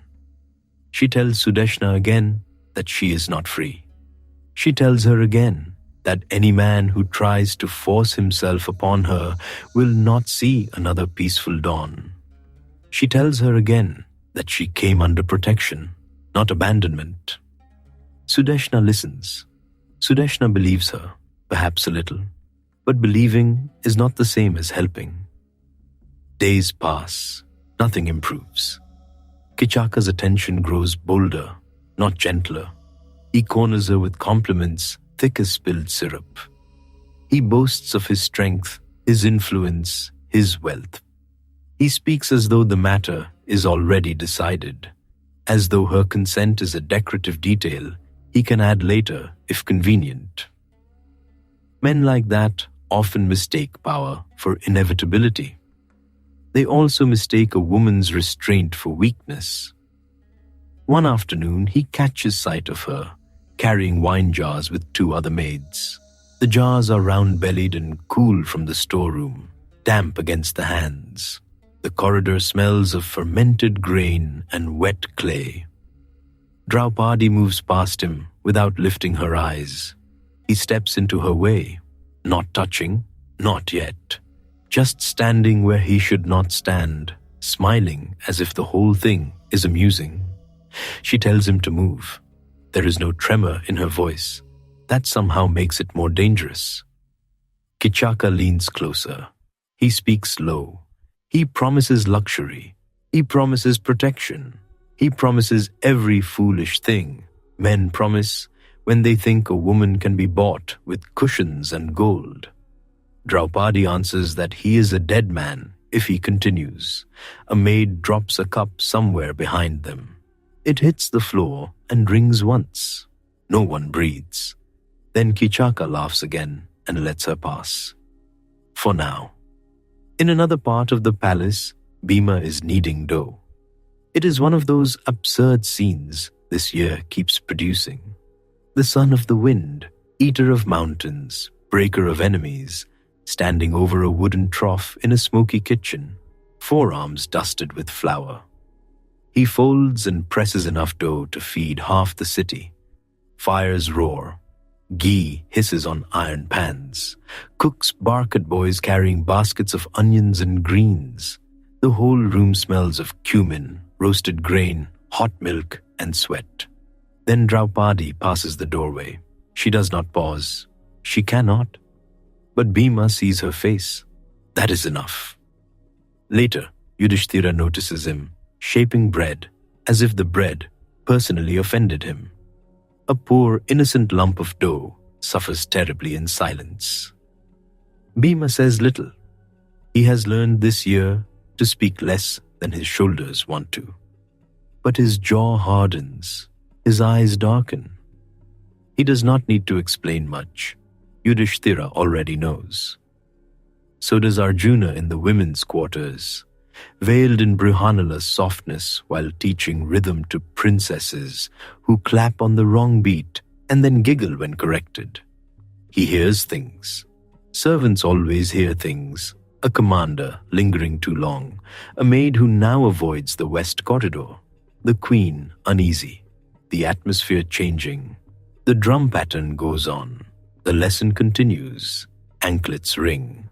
But beneath all of it, Another rhythm begins, low and dangerous. Nakula hears from stable boys. Sahadeva hears from milkmaids and guardsmen who talk when they think no one important is listening. In this palace, no one can publicly know. Yet everyone knows, and the brothers must do the hardest thing of all. Nothing. Not because they do not care, because they care so fiercely that one reckless move could shatter everything. If Bhima seizes Kichaka by the throat in broad daylight, the year ends in ruin. If Arjuna's hand moves with warrior speed instead of a dance teacher's grace, the masks fall. If Yudhishthira rises in open rage from the gaming hall, even the foolish will understand who he is. 12 years of exile would roll over them again like a dark monsoon wave. So they endure. You feel the strain of it in every shared glance. At supper, perhaps only for a moment, one brother passes another in a service corridor. A basket changes hands. A look is exchanged. Nothing spoken, everything spoken. Keep still. Not yet. Hold. This is how heroes disappear. Not by losing strength, but by swallowing it. Sudeshna tries, once or twice, to soothe the matter with delay. She advises Draupadi to remain near her. She says she will speak to her brother. She says men flare up and cool down. She says too many things that sound useful only if one has never met Kichaka. Palace helplessness has its own polished vocabulary. Then comes the day she sends Draupadi to him. It happens almost casually, which somehow makes it more cruel. The queen wants wine brought from Kichaka's house. Perhaps she truly wants wine. Perhaps she wants peace in her own rooms. Perhaps she thinks one errand can be managed if done quickly enough. Fear often dresses itself as practicality. Draupadi freezes. Then she pleads, not wildly, not with tears. Worse than tears, really, with reason, with a tired clarity that should have shamed the walls. She reminds Sudeshna what kind of man her brother is. She says this errand is dangerous. She says she was not brought here for such work. She says again that she is under protection. Sudeshna hesitates. For one breath, you almost think the queen will relent. Then rank, habit, family, and fear all close around her at once. She insists, take the vessel, go quickly, return quickly. It sounds simple, like telling someone to cross a courtyard. Draupadi takes the golden drinking vessel in her hands. It is cool and heavier than it looks. Her fingers tighten around the rim. She lifts it because she must. There are moments when survival does not look noble at all. It looks like obeying a terrible order because refusal offers no path. Before she goes, she turns inward. No one sees this except perhaps the gods. She sends her mind toward the sun, toward protection, toward any witness still willing to listen. Then she walks. The path to Kichaka's quarters feels longer than it is. The palace changes character there. Fewer soft voices, more guards. The smell shifts from flowers to leather, oil, iron, and fermented drink. Men's laughter drifts through half-open doors. Somewhere, a spear butt strikes stone. Somewhere, someone is tuning a drum for evening entertainment. You walk that corridor with her, and every step sounds too loud. Kichaka sees her and brightens at once, like a man whose greed has suddenly been rewarded by fate itself. He tells her to stay. He offers food, wine, comfort, ornaments, everything at hand. He speaks as if she has finally yielded. Perhaps in his world, a woman sent into his chamber can mean only one thing. Men protected too long by power begin to think all roads lead toward their desire. Draupadi sets down the vessel and refuses him. Again, steady, clear, cold. She reminds him of the Gandharvas. She tells him his end is near if he continues. He reaches for her. That is the moment the room changes. She slips from him and runs, not with some graceful poetic glide. She runs the way hunted people run, fast, focused, with breath tearing sharp in the chest. The corridor opens before her. The vessel is forgotten. Anklets strike against her heels. Her braid loosens under its cloth. Kichaka comes after her. Now the palace can no longer pretend not to see. She bursts into the assembly hall. It is a place of carved pillars and polished floors, of officials, attendants, and men who like to imagine themselves orderly and just. Light falls in broad rectangles from high windows. The smell there is dry, dust, sandalwood, wool, old wood warmed by sun. King Virata is present, courtiers are present, Kanka is there, others too, and into that hall comes Sairandhri, shaken and desperate, with Kichaka behind her. He seizes her by the hair. The whole room freezes. You are standing there. You hear the scrape of sandals on stone. You hear someone inhale and stop halfway. The gold bells on a curtain ring faintly in a draught. No one moves quickly enough. No one with authority rises as they should. The commander of the army has put his hand upon a helpless woman in open court, and justice suddenly becomes very slow. Draupadi cries out for protection, not theatrically, not for effect, from the deepest place where dignity and outrage meet. She asks what kind of king permits this. She asks what law still lives here if a woman under royal shelter can be dragged before the court. She asks whether strength now means immunity from shame. Virata falters. He says he did not fully see what happened. It is a miserable answer. Even the pillars must have been embarrassed. Kichaka, swollen with impunity, strikes her down before them all. She falls to the floor of the court she had entered seeking refuge. Silence after that feels worse than noise. Bhima is there, not in his cook's place now, but near enough. His hands clench, his whole body changes. It is said anger can make a man seem larger. On Bhima, it is almost visible, like storm clouds gathering under skin. He is ready. In another heartbeat, he might rise and end the matter then and there. Exile be damned, disguise forgotten, consequences swallowed whole. Yudhishthira sees it. Without looking directly, without betraying too much, he restrains him the only way possible. A small gesture, a pressure of words hidden inside ordinary speech. He reminds Bhima where they are. He reminds him what still hangs by a thread. He tells him, in effect, to endure this one more moment. The cost of it is enormous. Bhima hears it once again. Not yet. He bites it back. The rage does not leave.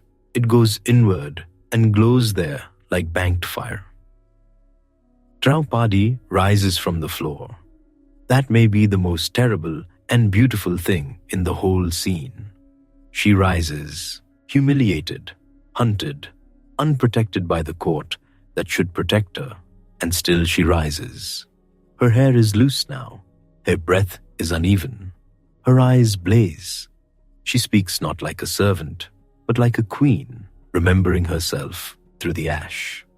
She condemns the cowardice before her. She reminds them all that unseen protectors stand around her, whether they believe it or not. She says, the man who has done this will not keep his strength for long. Then she leaves. No one stops her. No one helps her enough. That evening, the palace feels wrong. You can feel it in the corridors. Servants whisper with the frightened excitement of people who know some line has been crossed and cannot be uncrossed. Lamps are lit earlier than usual. Smoke from wicks curls into the dusk. Dinner trays move more quietly. Even laughter sounds borrowed. In the queen's chambers, Draupadi weeps at last, not because she is weak, because grief, rage, memory, and exhaustion all demand some passage out of the body. She has survived forest exile, insults, danger, hunger, uncertainty. She has already stood once in a great court and learned how thin justice can be when men fear other men. And now, under another name, in another palace, the old cruelty has come, wearing a new face. Sudeshna comes to her. The queen is shaken now, truly shaken. It is one thing to ignore danger in the abstract. It is another to watch it erupt in the public hall. She offers comfort too late. She says Kichaka has gone too far. She says he deserves punishment. She says she can have him dealt with if Sairandhri wishes. But words spoken after the blow have a tired sound. Draupadi does not ask Sudeshna for rescue anymore. That door has closed. Instead, she waits for night. The palace settles by degrees. First, the outer courtyards quiet. Then the kitchens bank their fires. Then the musicians fade. Then only guards remain moving in armor that clicks softly at the intersections. Moonlight reaches into long verandas. The stone cools underfoot. Somewhere, cattle shift in sleep beyond the walls. Somewhere, a horse stamps once in the stable and is still. Draupadi wraps herself in darkness and goes to Bhima. He sleeps near the kitchens among men who snore like oxen and smell of smoke and onions and hard labor. Even there, among rough blankets and stacked pots, Bhima seems impossible to mistake for anything ordinary. A mountain trying to pass as furniture, a thundercloud pretending to be a cook. She wakes him, and then all the discipline she has carried like a blade between her teeth comes pouring out. She tells him everything: the pursuit, the queen's order, the hand in her hair, the fall in the hall, the king's weakness, the laughter, the waiting, the loneliness of moving through a palace where danger wears rank and everyone bows to it. Bhima listens. That is important. He listens all the way through.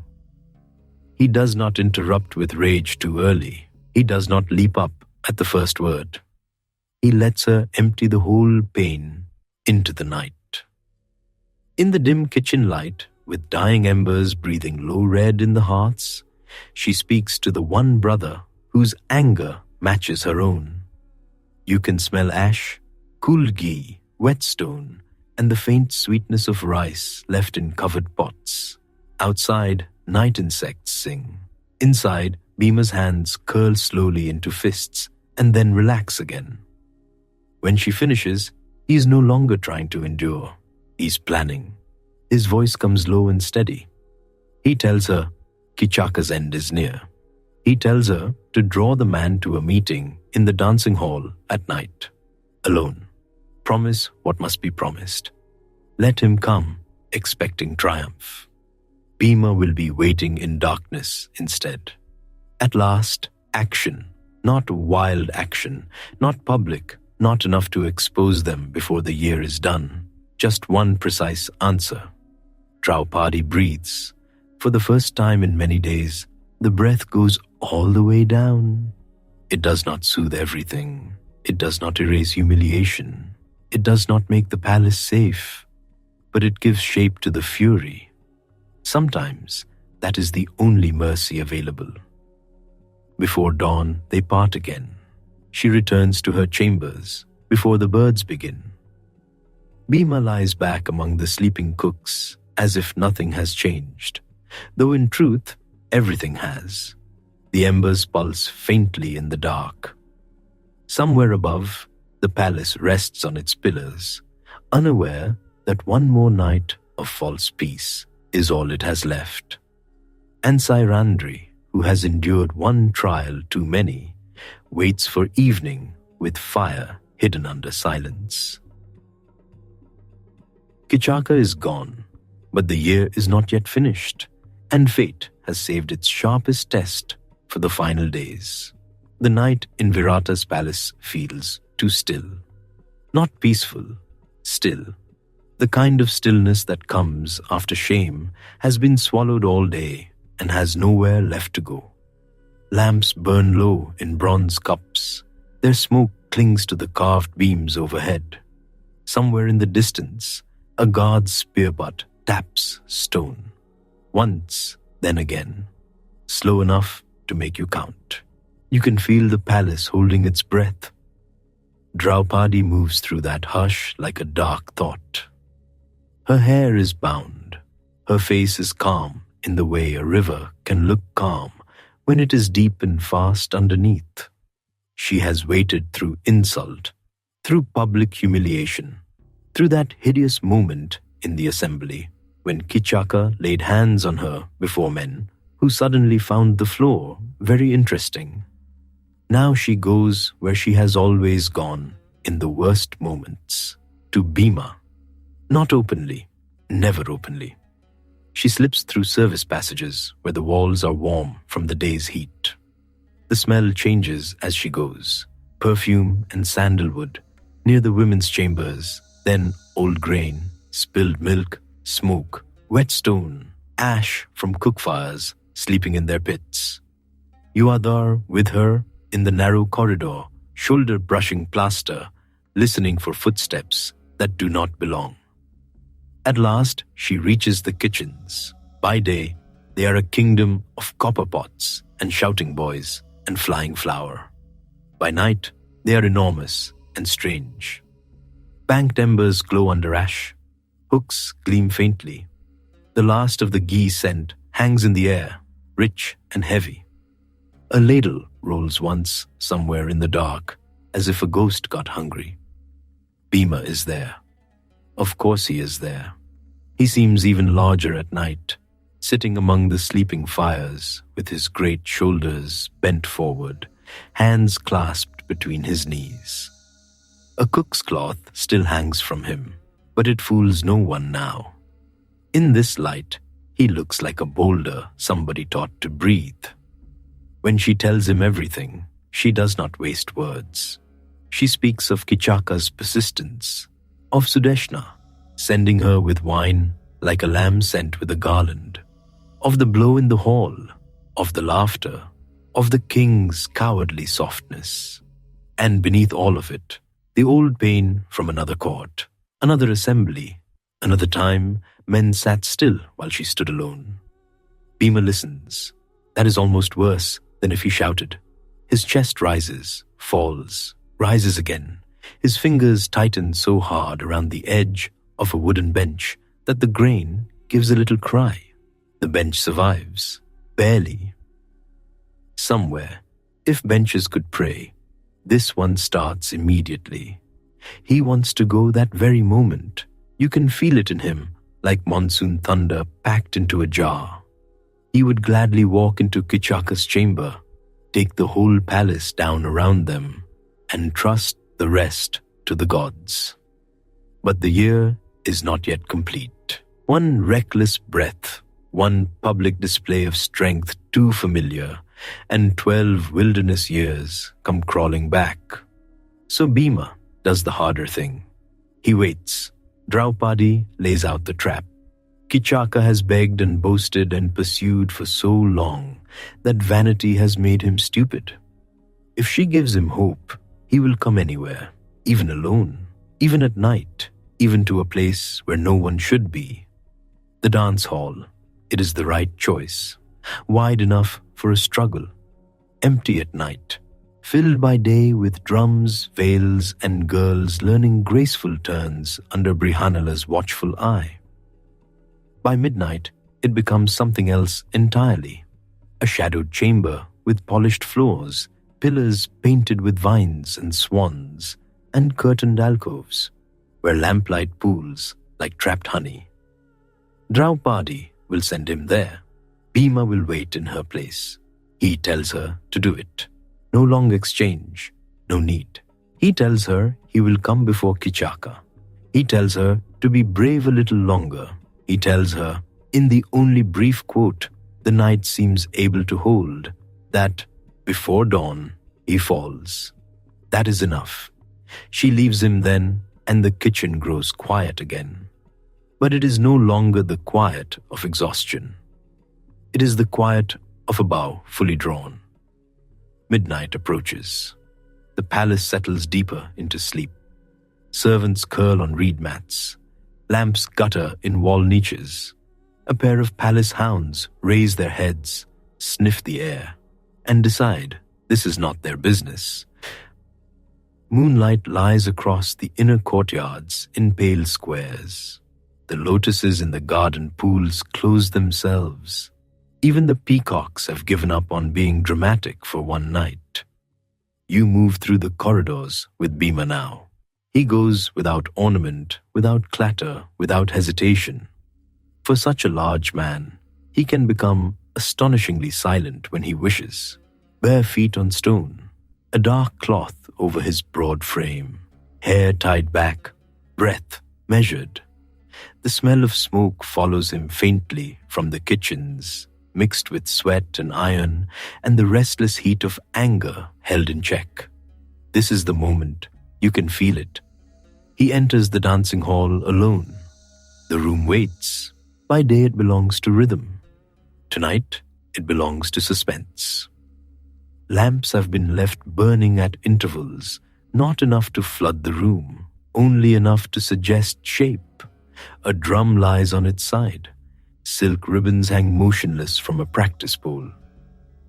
The polished floor reflects weak gold light under a film of night dust. In one corner stands a broad couch draped with cloth. Bhima goes to it. He stretches himself there, gathering the cloth around his massive shape, making himself a bulky shadow where Kichaka expects a woman to be waiting. It is not a perfect disguise, but desire is an excellent blindfold, and Kichaka has spent many days tying it over his own eyes. So Bhima lies still. He slows his breath. Outside, the palace gives its tiny sounds. A gecko clicks. Somewhere far away, a watchman coughs. The breeze shifts through the carved screens and brings in the smell of jasmine from the courtyard, mixed with old lamp smoke and the faint dryness of dust. Time moves strangely. One moment feels like 10. Then footsteps, not cautious ones. Kichaka comes like a man who thinks the night belongs to him. His anklets do not ring. He has the sense to come quietly, but his confidence arrives first anyway. You can almost hear it before his sandals touch the threshold. The air changes. A heavy perfume enters with him, thick and sweet. Gold ornaments give the faintest whisper against his skin. He has dressed for conquest. Poor man, he has walked into weather. He pauses just inside. The lamps catch him in pieces. Armband, cheek, the outline of a thick neck, the proud lift of a head that has never learned to fear enough. He sees the figure on the couch and relaxes. Of course he does. He has mistaken other people's silence for surrender all his life. He moves closer. The hall seems to tighten around that movement. Pillar, lamp, breath, cloth. Then Kichaka reaches for what he thinks is Draupadi, and the mountain sits up. For one stunned instant, nothing in the room makes sense. The shape on the couch rises too high, too broad, too terrible. Cloth falls away. Bhima's arms close around him like the sudden crossing of gates. Kichaka jerks back, but too late. His confidence breaks first, then the night. What follows is not neat. It is not elegant. It is thunder trapped indoors. They crash together, and the dance hall wakes with a start. Pillars shudder. A drum leaps and rolls across the floor. One lamp topples and spits sparks before dying in a sigh of smoke. Kichaka is strong, very strong, stronger than most men ever meet in a lifetime. And for a few moments, the struggle has that frightening balance all true contests carry, where either outcome still seems possible.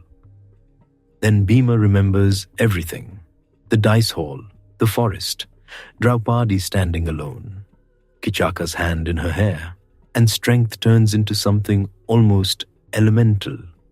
You hear breath forced from lungs, the slap of feet skidding on polished wood, the crack of a bench breaking under thrown weight. Curtain cords snap. Bronze bells, high in the rafters, jangle madly, as though the room itself is calling witnesses. Kichaka fights like a maddened bull. Bhima fights like famine. No weapon flashes. None is needed. This is older than steel. Arm against arm. Shoulder against chest. Hands that knead dough by the mountain, now closing with a different purpose. Once Kichaka twists free and charges, and the two of them slam into a painted pillar so hard that flakes of old color drift down like dry flower petals. Then Bhima takes hold of him properly. That is the turning. After that, the struggle shortens. You feel it before you understand it. One man's fury has found its limit. The other's has not. The hall fills with harsh breathing, scuffed dust, the smell of extinguished oil, sweat, and wood splintered under stress. Kichaka's strength begins to go out of him in pieces. A moment later, it is over. Bhima stands above where Kichaka lies still, the commander of Virata's armies, the terror of the court, the man before whom servants bowed and nobles looked away, has been brought down in the dark by the one person he should never have cornered. Bhima looks at him for a long time. Then he calls softly for Draupadi. She has been waiting nearby, hidden in shadow, heart beating hard enough to hurt. She enters when the danger is finished and stops just inside the doorway. Lamplight trembles over the room. Broken furniture lies crooked across the floor. One curtain sways in the night wind coming through the lattice. And there is Kichaka, gone. Bhima tells her to look well, to remember that this part of her suffering is ended. There is no boasting in it, no laughter, just a fierce, exhausted certainty. A task done at last. Then practicality returns, because it always does. They cannot linger. Draupadi must become Sairandhri again before dawn. Bhima must become Balava the cook before anyone starts asking why the kitchen giant smells like a storm. So they arrange the scene as best they can and leave the hall to its own dreadful discovery. Soon enough, discovery comes. A servant enters at first light, then another, then 5 more, because terror loves company. Someone drops a tray, someone runs, someone starts to say Kichaka's name, and then stops halfway through, as if finishing it might summon whatever did this. The news spreads through the palace faster than spilled oil. Kichaka has fallen. In the dance hall, no blade, no arrow, no visible enemy, only the still form of a man who looked impossible to overcome. Whispers bloom instantly. Gandharvas, people say. They say it with wide eyes and great satisfaction. Kichaka had been warned after all. Sairandhri had spoken of unseen husbands, fierce celestial guardians, lovers no mortal should offend. Most had smirked at that. This morning, nobody smirks. You can almost hear the gossip moving from chamber to chamber. The queen's women clutch their veils and murmur that the dark-eyed maid told the truth. Guards walk more carefully. Stable boys stare toward the women's quarters, as if a spirit might stroll out carrying a water pot. Even the old men in the gaming hall lower their voices, which for old men is nearly supernatural. Virata hears. Sudeshna hears. The whole palace hears. And in the middle of it all moves Draupadi, grave-faced and composed, telling anyone who demands an explanation exactly what they have now become eager to believe. Her Gandharva husbands have punished the man who pursued her. It is a useful truth, not the whole one, but enough. Bhima keeps to the kitchens. This may be the most difficult labor of the entire exile. To sit near kneading troughs after a night like that. To listen while boys chatter in fright and servants lean close to whisper what they have heard. To grunt at the right moments. To ask for onions as if the world is ordinary. He does it, though his eyes gleam whenever Kichaka's name is spoken. A scullion says no man could have done it. Bhima agrees with impressive solemnity while grinding spices with a stone that probably fears for its own future. For a few hours, it seems the matter might end there. But palaces are never finished so easily.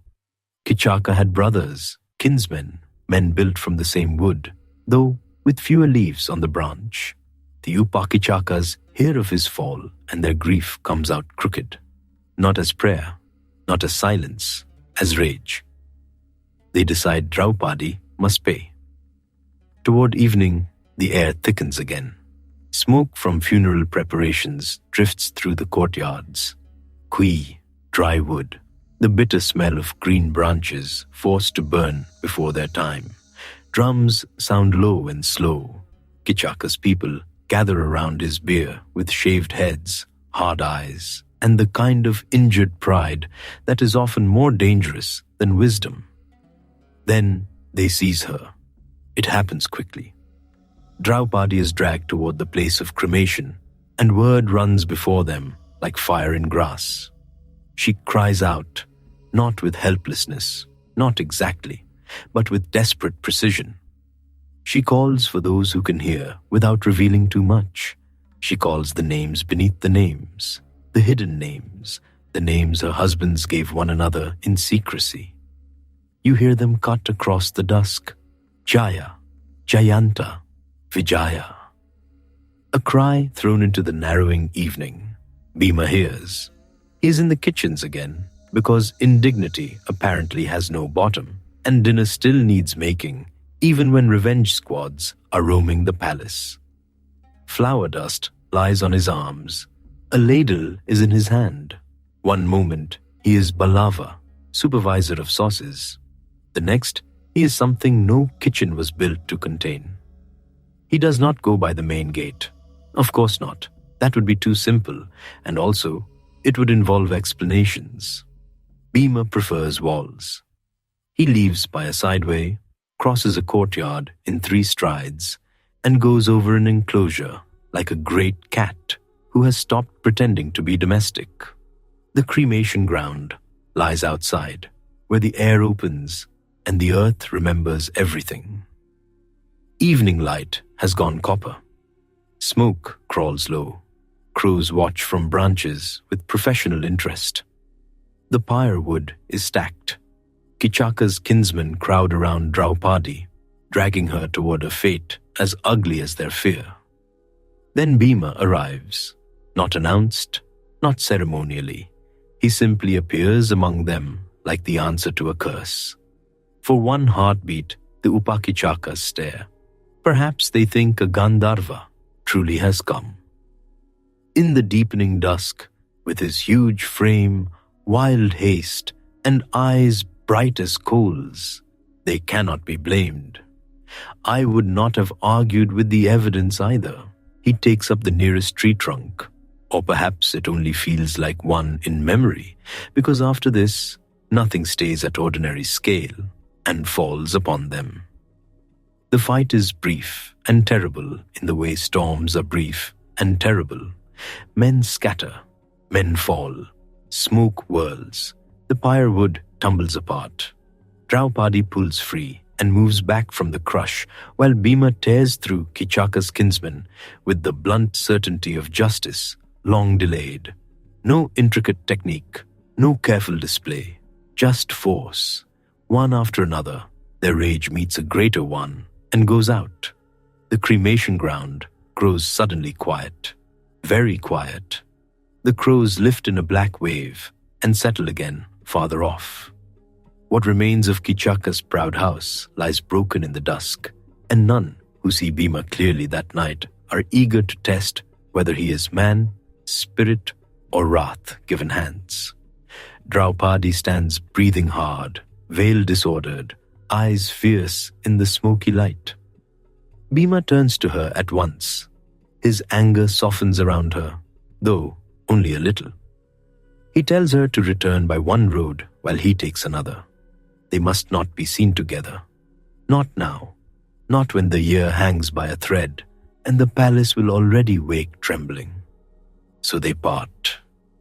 You walk back with Draupadi first. The road to the palace is dim. Dust cools underfoot. Crickets begin their evening song in the grasses. The smoke of the cremation ground follows her for a while, then thins into night air sweetened by distant flowering vines. Her arms ache, her heart still hammers. But she is alive, and the men who thought to make a pyre for her have gone to meet their own end instead.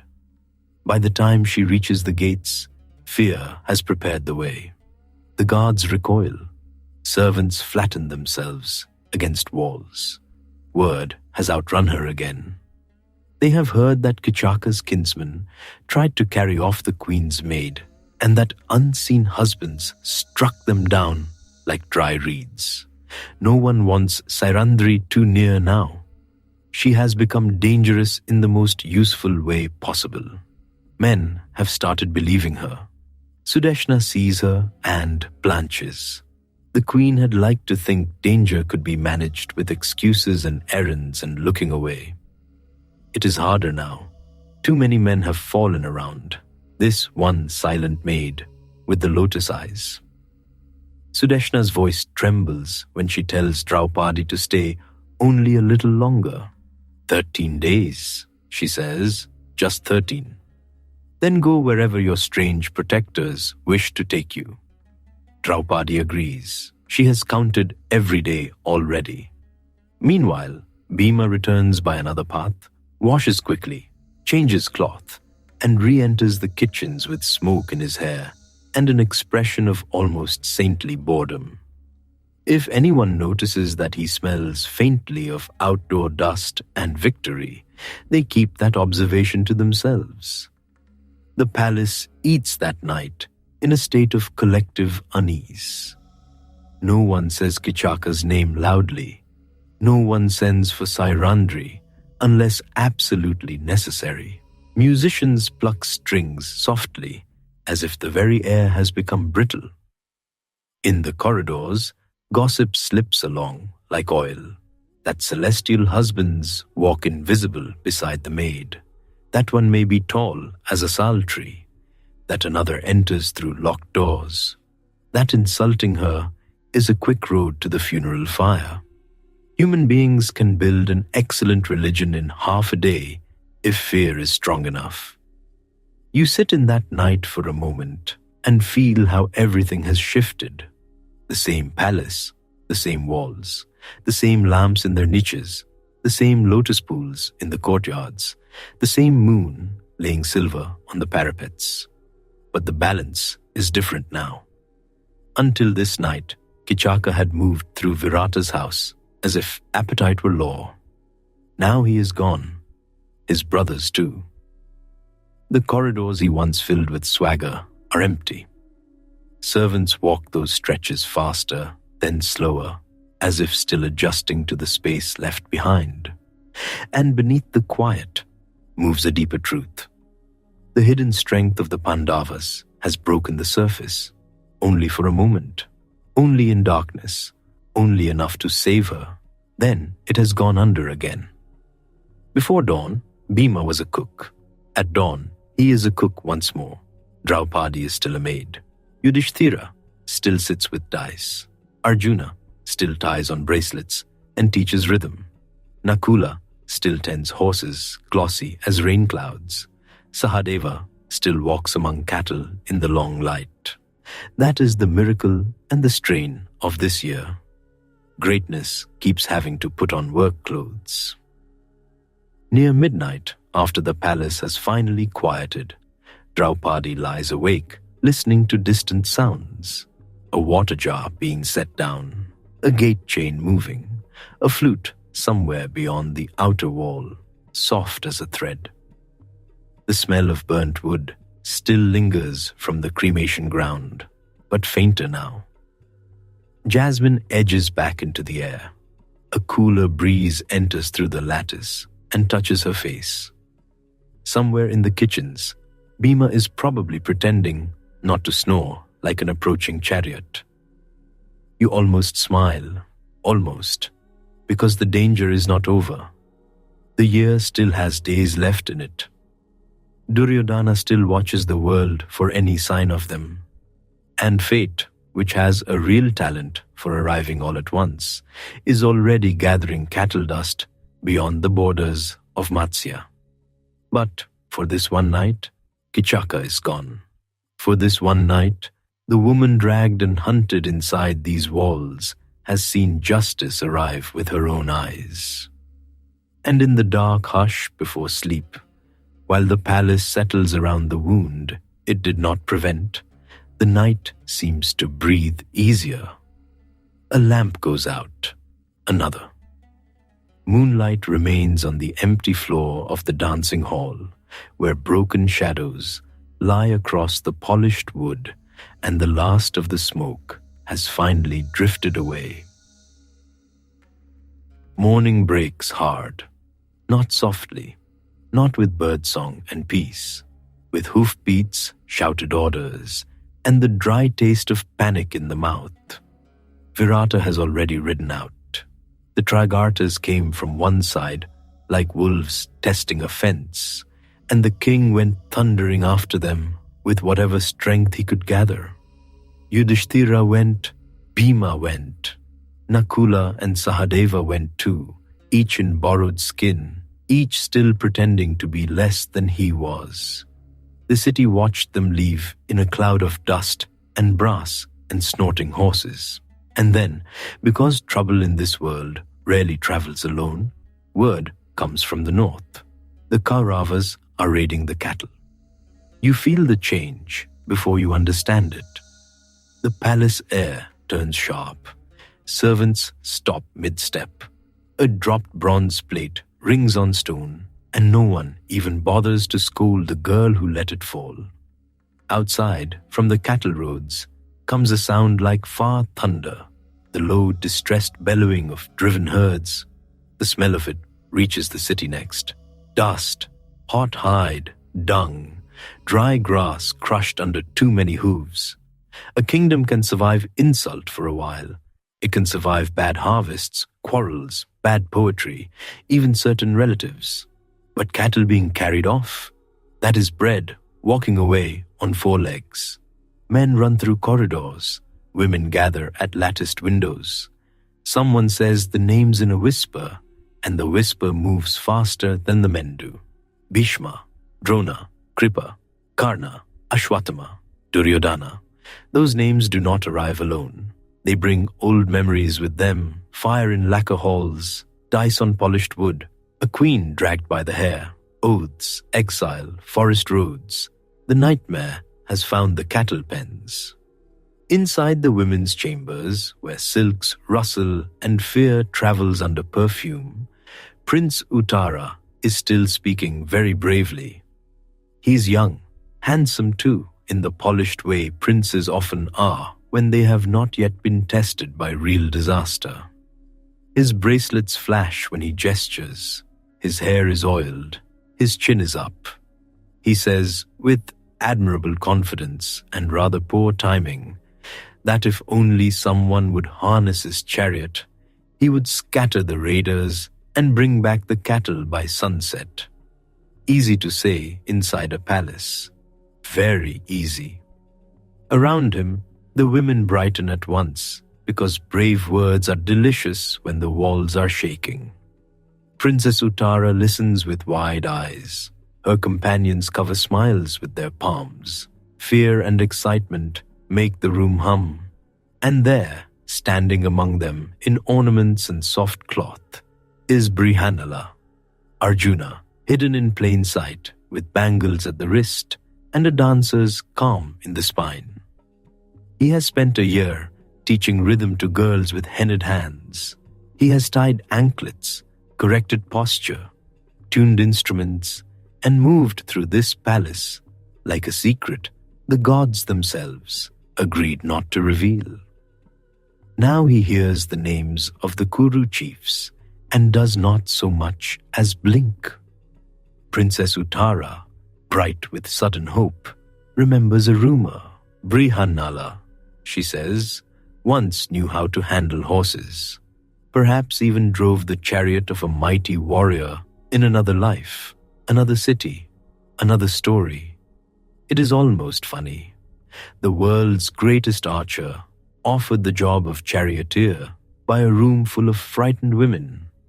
You can feel the humor flicker under the danger like lamp flame in wind. Uttara accepts at once. Of course he does. A prince preparing to win immortal glory is not going to object to a dance teacher holding the reins. At this exact moment, he would probably accept a charioteer made of butter if it looked encouraging enough. So Brihannala bows. No fuss, no flourish, and the chariot is made ready. The horses stamp and toss their heads in the courtyard. Leather straps creak. Sunlight flashes on bronze fittings. Dust already lies on everything. A fine yellow veil over spokes, harness, and the prince's pride. From beyond the walls come the cries of men trying to count what cannot be counted quickly enough. You stand there in the heat of the courtyard and smell horse sweat, neem smoke, and the metallic tang of sharpened weapons. The prince climbs aboard with the confidence of someone still performing for an audience. Brihannala takes the reins, and out they go, past the gates, past the last shaded streets where merchants flatten themselves against walls to watch, past the temple tanks and the outer huts and the thorn fences, out into the open country where the land widens and truth gets harder to avoid. The road runs through cattle ground, baked pale under the sun. Dry grass whispers against the wheels. Egrets lift from shallow pools. Ahead, far ahead, a great brown haze lies over the plain. That is not weather. That is herd dust. And above it, small at first, then sharper, then terrible, you see banners. So many banners. White, red, gold, blue. Standards tossing in the wind.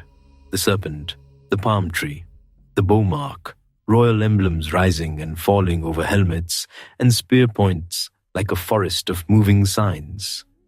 And among them, impossible to mistake even at a distance, are the old powers of the Kuru house. Bhima, grand and pale as winter moonlight. Drona, stern as a sacrificial blade. Kripa, spare and watchful. Ashwatthama, fierce-eyed. Karna, radiant and hard as noon, and Duryodhana, seated in confidence, as if the world had always been his to grasp. The sound reaches you a moment later.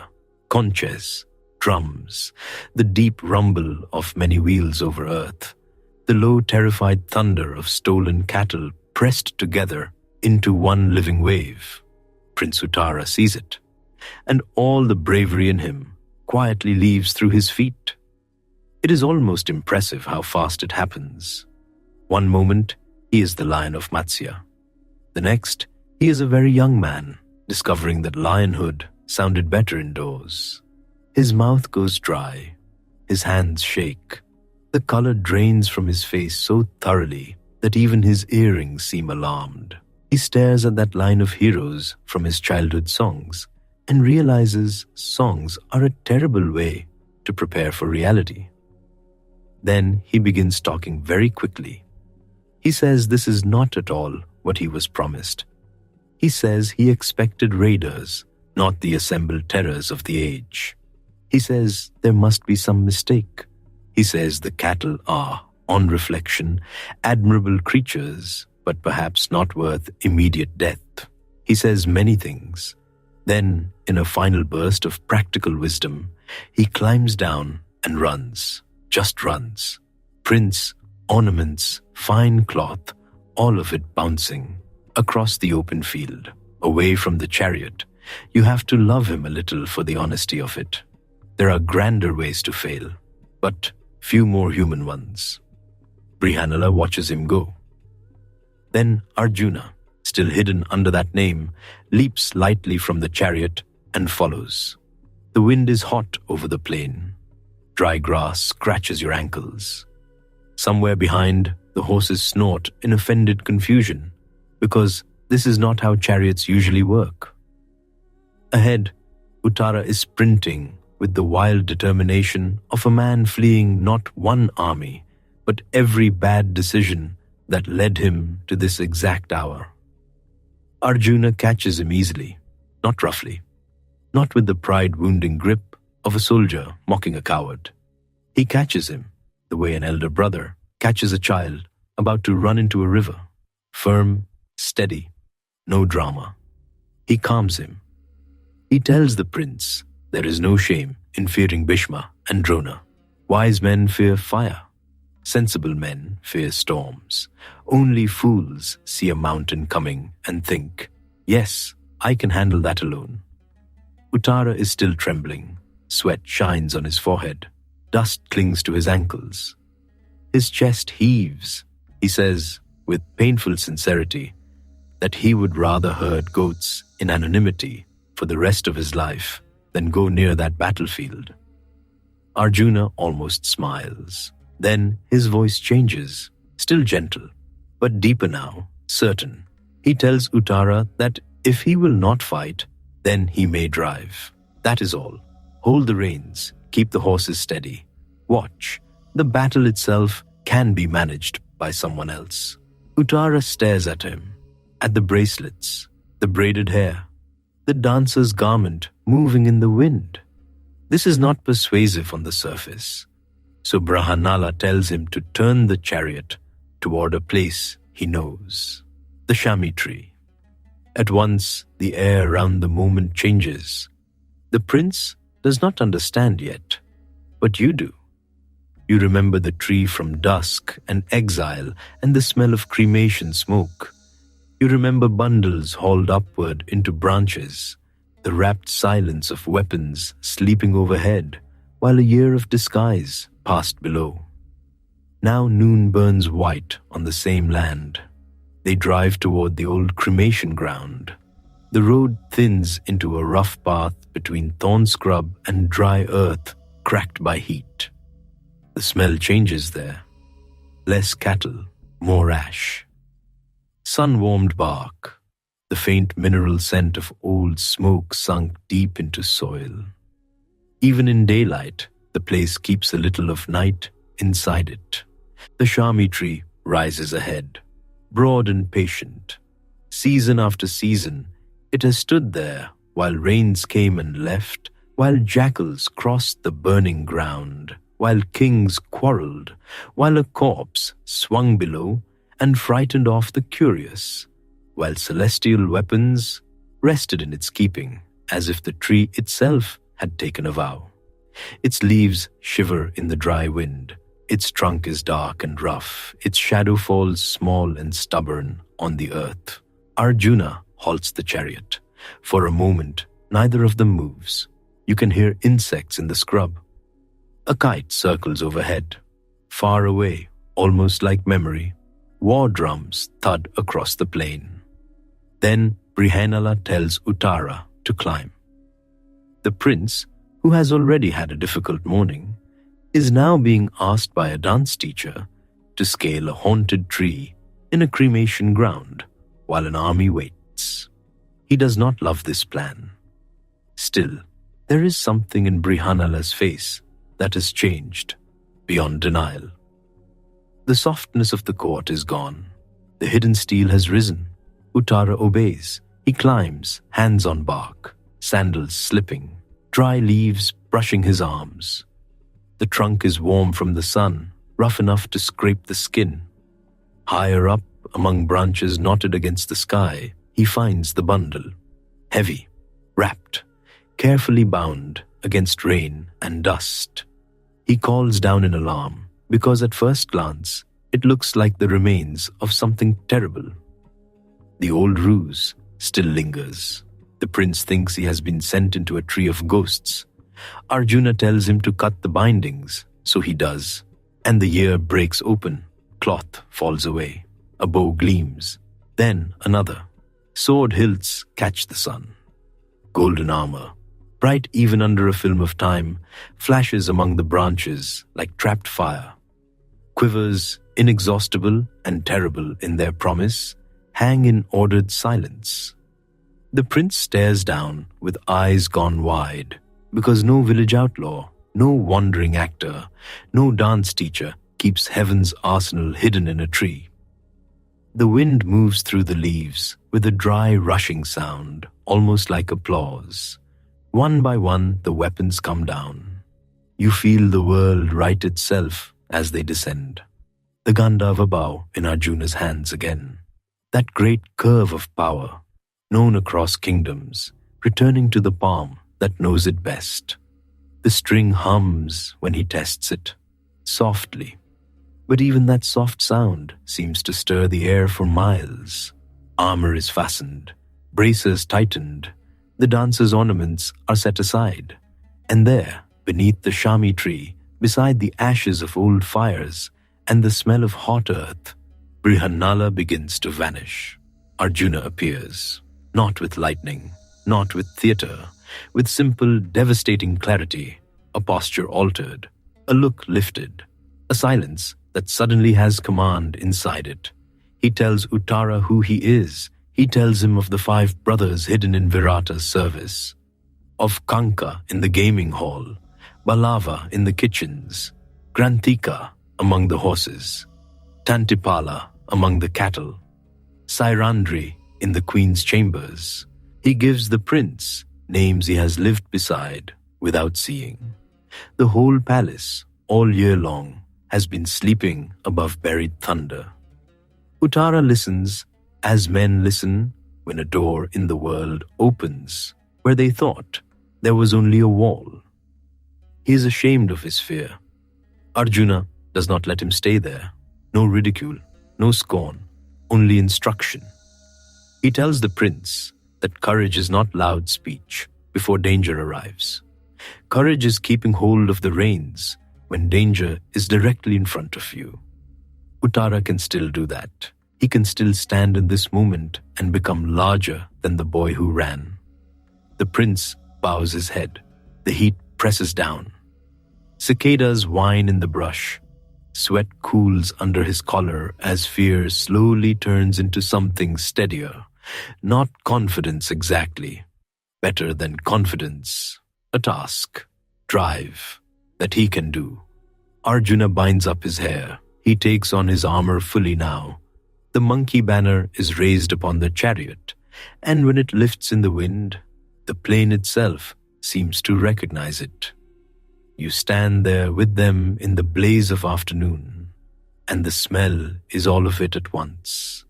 Ash from the cremation ground, resin from the Shami bark, leather from the harness, the faint sweetness of dried grass, and underneath everything, the hot electric scent of returning war. Then Arjuna lifts the conch Devadatta. He blows. The sound rolls over the plain.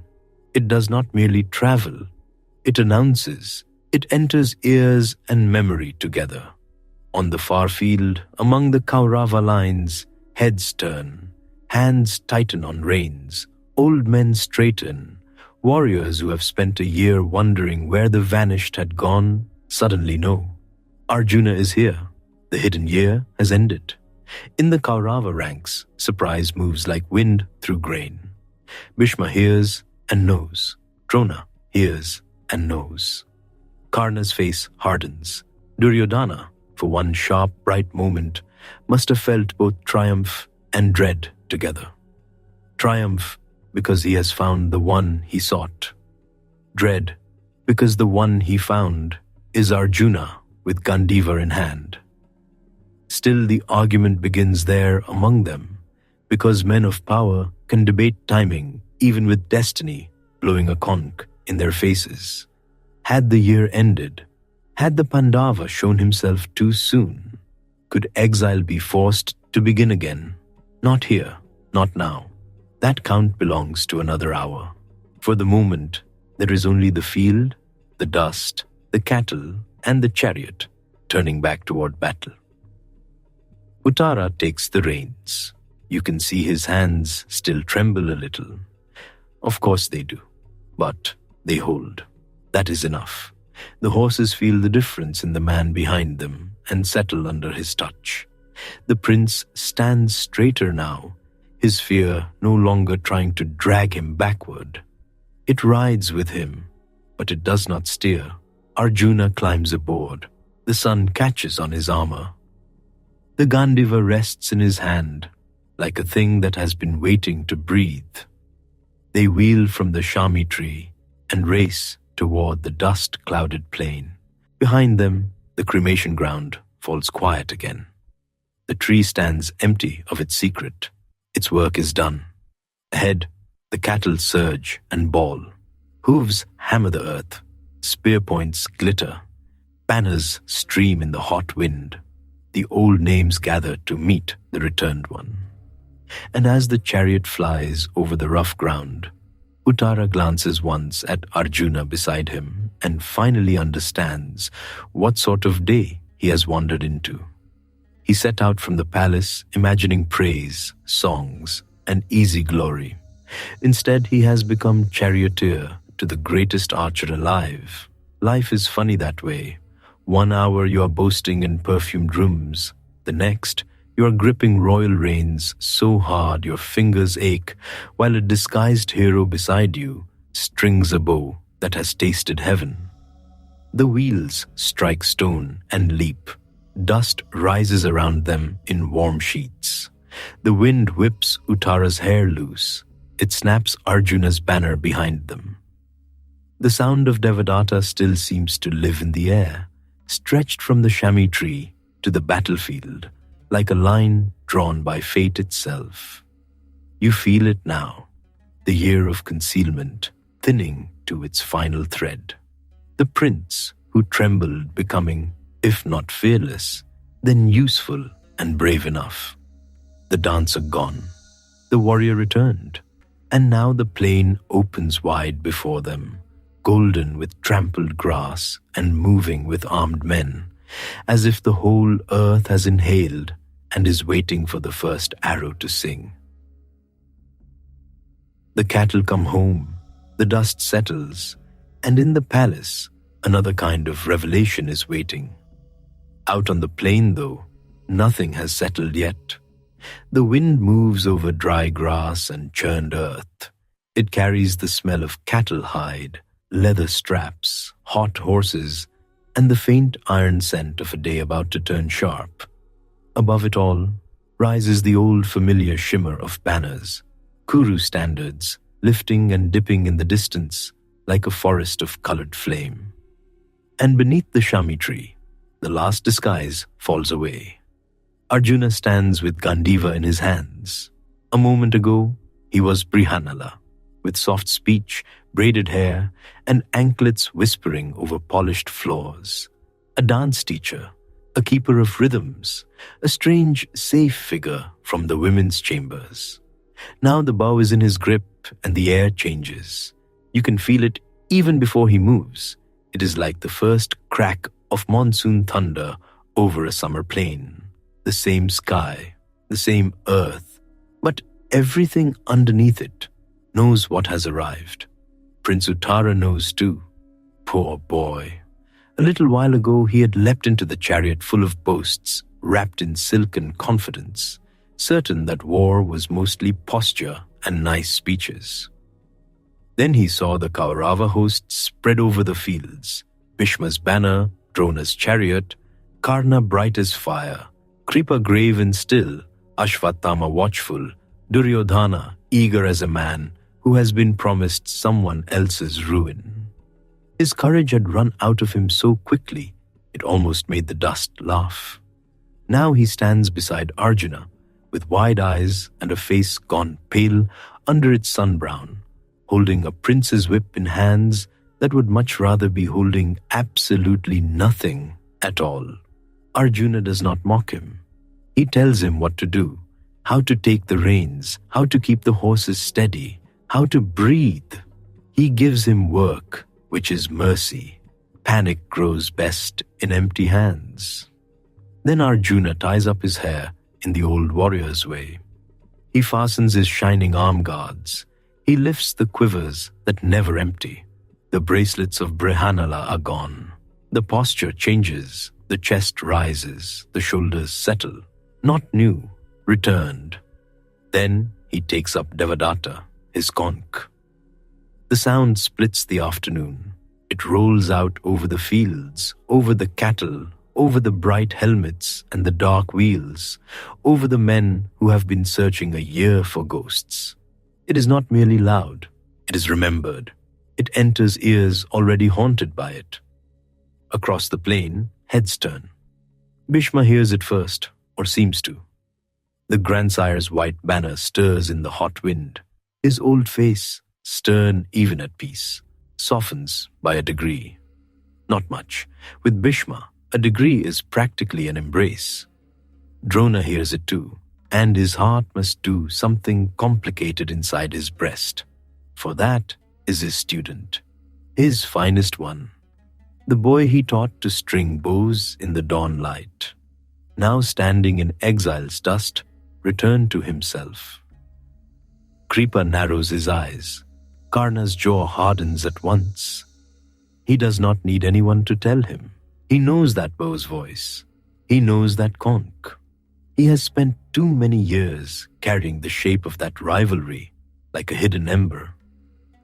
Duryodhana looks, and the pleasure of the raid sours in his mouth. The vanished have returned. Uttara climbs into the chariot seat as instructed, though every muscle in him looks ready to climb right back out and run to his mother. You cannot even blame him. Most young princes are not asked, before sunset, to drive for Arjuna against nearly every famous warrior in the world. That is an unfortunate first assignment. The horses stamp, foam flecking their bits. Their flanks shine. Dust clings to their fetlocks. The leather reins creak in Uttara's grip. Arjuna mounts. The chariot rolls forward. You are there with them now. The axle humming underfoot, the dry wind hitting your face, grit gathering at the corners of your eyes. The field opens wide. Ahead lies the Kaurava army in layered lines, chariots in bright arrays, elephants dark and massive, cavalry shifting like a restless tide. Conchis answer from that side too, one after another, each calling out a name, a lineage, a challenge, a memory.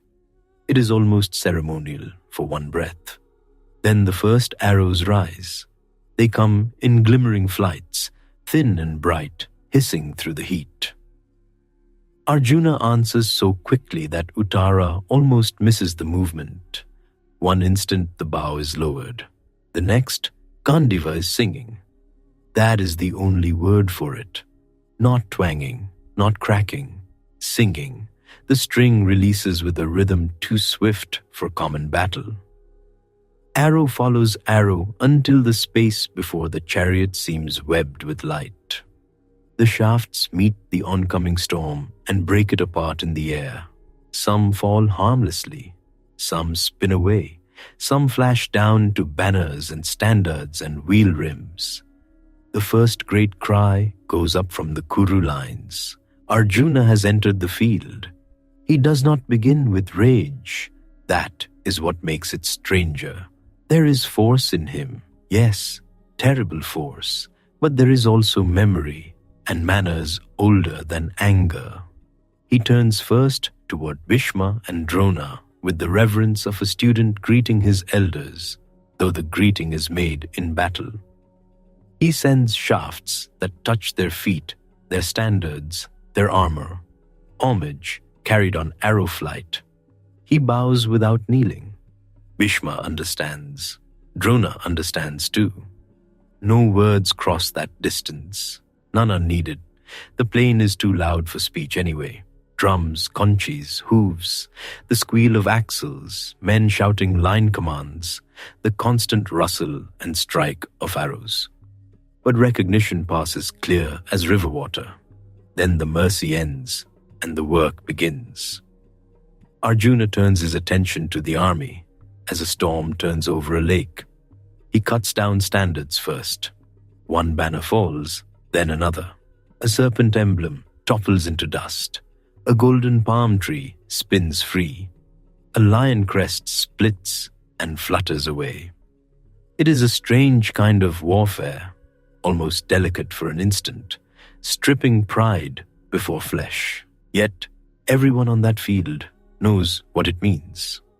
A broken banner is a hand on the shoulder of every man beneath it, reminding him that the sky above him is no longer his. Uttara, now driving because there is nothing else to do, stares over his shoulder in amazement. He had heard names all his life: Bhishma, Drona, Karna, Arjuna. These names had the polished glow of stories told indoors. Now the stories are jolting the chariot seat beneath him. Arjuna tells him where to steer, left toward the cattle. Wheel away from the elephant core, closer to the center. Not there, there. His voice remains steady, almost calm, as if this were another lesson in measured steps and timing. Brihannala has not vanished entirely. The dance teacher is still here, only the dance is larger. Ahead, Karna comes on with bright impatience, his armor catching the sun. There are rivalries that feel personal, even from a distance. This is one of them. Karna drives like a man who has been waiting to breathe properly all year. His arrows come fierce and straight. He presses forward hard, eager to break this shining return before it can settle into fact. Arjuna meets him in kind. The exchange is swift, dense, dazzling. Their shafts cross and break in the space between them, each answering the other, almost before the other has finished asking the question. Karna's banner shudders. His bow is checked. His charioteer strains. The horses rear, then recover. For a breath, you think this might become the whole war in miniature. But not yet. Arjuna drives him back, not with cruelty, with certainty. Karna yields ground, angry and burning with it, and the chariot wheels carve deep half-moons in the dirt as he is forced away. The sun catches his face. It looks carved from copper and grievance. He is not finished. He will never be finished until the great end comes. But this day is not his. Elsewhere, Drona advances and Arjuna turns. What a strange sight it is. Teacher and student meeting with weapons drawn, both perfectly aware of each other's habits. Drona knows where Arjuna likes to faint. Arjuna knows how Drona measures distance by instinct, not sight. Every move has an old memory under it. Every answer arrives from years of practice under trees, on training grounds, at dawn. The arrows between them are sharp, but the feeling around them is not hatred. It is something sadder. Respect can survive, even here. That is the unsettling thing. Drona presses him. Arjuna salutes and presses back. Their chariots circle. The horses snort and toss their manes, flecks of white foam shining against their dark necks. Dust sticks to sweating arms. The hot wind dries the mouth, and still Gandiva sings over and over, tireless. Bhishma comes next, not because he has been called, but because he must. The grandsire cannot stand and watch the army opened like cloth in a blade's path. He rolls forward in white and silver, grave and magnificent. Old as a vow, Arjuna lowers his head for one brief instant. Then he fights. The meeting of those two stirs the field. Men who a moment ago were struggling to keep formation now slow just enough to witness it. Even the cattle drifting and lowing at the edge of chaos, seem to bunch closer as if they too understand that something ancient is passing over them. Arjuna does not seek to bring Bhishma down. He could not have wished it then. Instead, he binds the grandsire in brilliance, arrows at reins, at bow, at standard, at the guards around him, each so precisely placed that Bhishma is checked, delayed, compelled to admire while resisting. Bhishma answers with force enough to humble any earthly warrior. But Arjuna is no longer hiding in a women's chamber. He is not softening himself to fit a safer shape. He is full height now. The field feels it. So do the Kauravas. Confusion enters them first, then irritation, then a more dangerous thing, memory. They remember every rumor that had worried them, every report that had slipped through their fingers, every suspicion that Matsya had become a shelter for missing kings. Those suspicions now gallop at them in a single chariot. Duryodhana tries to rally the lines. He drives forward in royal brightness, proud and stubborn, refusing to let the day belong to his cousins. He has not come all this way to watch cattle stolen from another man wander back under Arjuna's protection. Arjuna turns the chariot toward him. There is no need to dwell long on what Duryodhana feels then. The feeling needs no explanation. Pride in the throat, anger in the ribs, a year of search ending not in triumph, but exposure. Arjuna breaks his formation. He does it almost elegantly. One burst of shafts, horses checked, guards scattered, banner clipped, wheels forced awry. Duryodhana is not brought low before everyone. Not today. But he is driven, and the drive of it matters. It tells the whole field where power sits. Around them, the army surges and sways. Arjuna moves through it like remembered fire. He cuts harnesses. He shatters bows. He blinds formations with speed. He drives back elephants without needless ruin, turning them with shafts and sound until they lumber away from the cattle. He splits the line around the herd, making corridors where there had been walls of men. Again and again, he chooses mastery over massacre. It is still war. Men fall, chariots break, the earth takes its due. But there is measure in him. You hear the changing music of it. The thick drumbeat from the Kuru side becomes uneven. Conches that had answered proudly now sound in shorter bursts. Horse bells jangle wild. Drivers shout to turn, to regroup, to hold. Cattle low in alarm, then begin to move, first in nervous clusters, and then in broader flowing masses, back toward Matsya's lands. Dust billows around their hooves in pale gold clouds. The smell is everywhere now. Trampled grass, animal heat, sun on hide, sweat in cloth, the smoke-sharp scent of arrows scorched by celestial force. And then Arjuna reaches for something more. Not fury, not desperation, skill stored deep.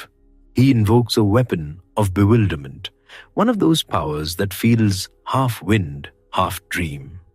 The field shifts under it. A hush seems to fall without the sounds actually stopping. Men blink, grip loosens, thoughts tangle. Great warriors who had stood bright and furious a moment ago find the edges of things softening around them. It is not slaughter, it is sleep, pressing one cool hand over hot eyes. The Samohana moves through the host, bows lower, reins slacken, helmets dip, warriors sway and sink into a strange stillness, stunned by a force they cannot quite fight, because it meets them inside the mind. The great ones endure as they can, but even they are touched by its veil. Uttara stares in open wonder. Until this morning, his boldest act had probably been boasting in a protected courtyard. Now he watches an army blur under the hand of one man he had known as his sister's dance instructor. Life can be rude that way. Arjuna, calm as moonlight after storm, tells him to look well and remember. He shows him the fallen pride of the Kuru lords without striking them in their helplessness. He has no hunger for that kind of triumph. Instead, he marks the moment another way. He strips the field of its swagger. Upper garments, bright cloaks, ornaments from unconscious or bewildered warriors, tokens of victory, trophies of humiliation more than ruin. It is almost playful if your play involves terrifying the greatest army in North India, a very specific hobby. Uttara, now half prince and half dazed apprentice, obeys. He gathers the garments as instructed, eyes darting from one famous face to another. There lies one great warrior, still but breathing. There another, his diadem askew. There another, robbed for one strange moment of all the thunder that usually surrounds him. The lesson settles into the boy's bones. Fame is real. So is its undoing. When Bhishma stirs again, when Drona shakes off the haze, when Karna rages back into clarity, the moment has already passed. The cattle are moving, the army is checked, the field has shifted from raid to embarrassment, from easy plunder to remembered defeat. The sun has begun its slow leaning westward. Light thickens, the dust turns honey-colored, long shadows stretch under horses and wheels. Sound carries differently now, flatter and farther, as evening thinks about arriving. Arjuna stands in the chariot, dark against that cold, and for a brief moment you can see both men at once, Brihannala and Arjuna, the one who taught girls to turn their wrists gracefully to the beat of drums, the one who now sends kings reeling with a bow that hums like a storm line. They are not opposites. That is the strange beauty of it. The hidden year did not vanish when the bow returned. It stays in him, the patience, the control, the ability to bend himself without breaking. Even here, especially here, you can feel it. He turns the chariot homeward. Behind them, the cattle stream in a broad living river, horns catching the late light. Herdsmen shout and run, trying to gather the outer edges. Bells clank softly. Calves call for mothers in high, uncertain notes. Dust lifts around the whole moving mass and wraps it in a glowing veil. Uttara drives as if he has aged 10 years since noon. He glances at Arjuna again and again, unable to stop. Awe has taken the place of panic now, though his hands still shake a little on the reins. He is humbled, yes, but there is joy in it too. To discover that one's rescuer is greater than rumor, to have stood close enough to see not just the glory, but the discipline beneath it. Arjuna tells him what must happen next. In the city, the prince is to speak carefully. Let King Virata not be thrown into astonishment too abruptly. Let the news arrive in proper measure. Let the father have his son back before he learns who else has returned with him. Practical even now. The horses settle into a steadier pace. Their breath comes hard, but even. Their ears flick back at Arjuna's voice, then forward again, toward the road. The leather harness smells warm and oiled. The wheels crunch over dry ruts. Evening birds begin calling from thorn trees along the way, small domestic sounds threading themselves through the aftertaste of battle. You ride with them into that gentler noise. Behind, on the plain, the Kauravas gather themselves with dignity as best they can. Men help one another to their feet. Banners are lifted from dust. Shame is tucked back beneath armor straps. Anger is stored for later. No one there mistakes what has happened. The incognito year is over. The hidden bow has spoken. Ahead, the city waits without knowing. Inside Virata's palace, lamps will soon be lit. Servants will carry bronze trays through corridors washed with evening cool. Women will ask what became of the boastful prince and his peculiar charioteer. Somewhere in the kitchens, fires will be stirred. Somewhere in the queen's chambers, anxious hearts will listen for returning wheels. And returning they are. Not just cattle, not just a prince. Something older and heavier comes with them. The lifting of concealment, the first undeniable tremor before the larger storm. Arjuna's face, as the sun lowers, is quiet. Not triumphant, not restless. Quiet. He has worn bangles and bells. He has braided his hair and lowered his eyes. He has taught songs inside painted rooms. He has waited while insult and danger moved through the palace like smoke. Now the bow rests against his shoulder. The string has sung again. The world has heard. The road home glows red in the sinking light. Dust settles on the chariot rail in a fine soft coat. Cattle bells answer one another farther back, gentler now. A breeze comes at last, carrying the smell of evening water from distant ponds and the green scent released when day's heat begins to loosen. Uttara sits straighter. Arjuna looks toward the city, and over the fields of Matsya. As day leans into dusk, it becomes impossible to pretend any longer that the Pandavas are lost. They were never lost, only waiting, only hidden for a little while beneath another name, another garment, another season of silence. Now the silence has broken. Now the vanished ride home. Morning comes bright and almost indecently cheerful. After a year of whispers, Matsya wakes under clean gold light. Temple bells carry over the city. Smoke from cook fires rises straight into a windless sky. The courtyards smell of whetstone, jasmine, and the first rice set to boil. It is the kind of morning that makes you think trouble has passed. It has not passed, but something has ended. In Virata's hall, servants sweep the floor and spread fresh rugs. Courtiers drift in, adjusting silk shawls, still talking about the cattle raid, the prince's return, the astonishing victory. Everyone has an opinion. Everyone has details. Very few have the right details. Then the Pandavas enter. Not as they entered before. No lowered eyes, no bowed shoulders, no careful servant space. They come bathed, robed, and radiant, with the dust of hiding washed away. Gold catches the light at wrist and throat. Their hair is properly bound. Their bearing changes the room before their feet do. Yudhishthira walks in first and takes a king's seat as though it had been waiting for him all year. Bhima stands like a carved gatepost beside him, broad and calm, no ladle in sight. Arjuna, no longer Brihannala, shines with that dangerous stillness great archers have, like a bow already strung.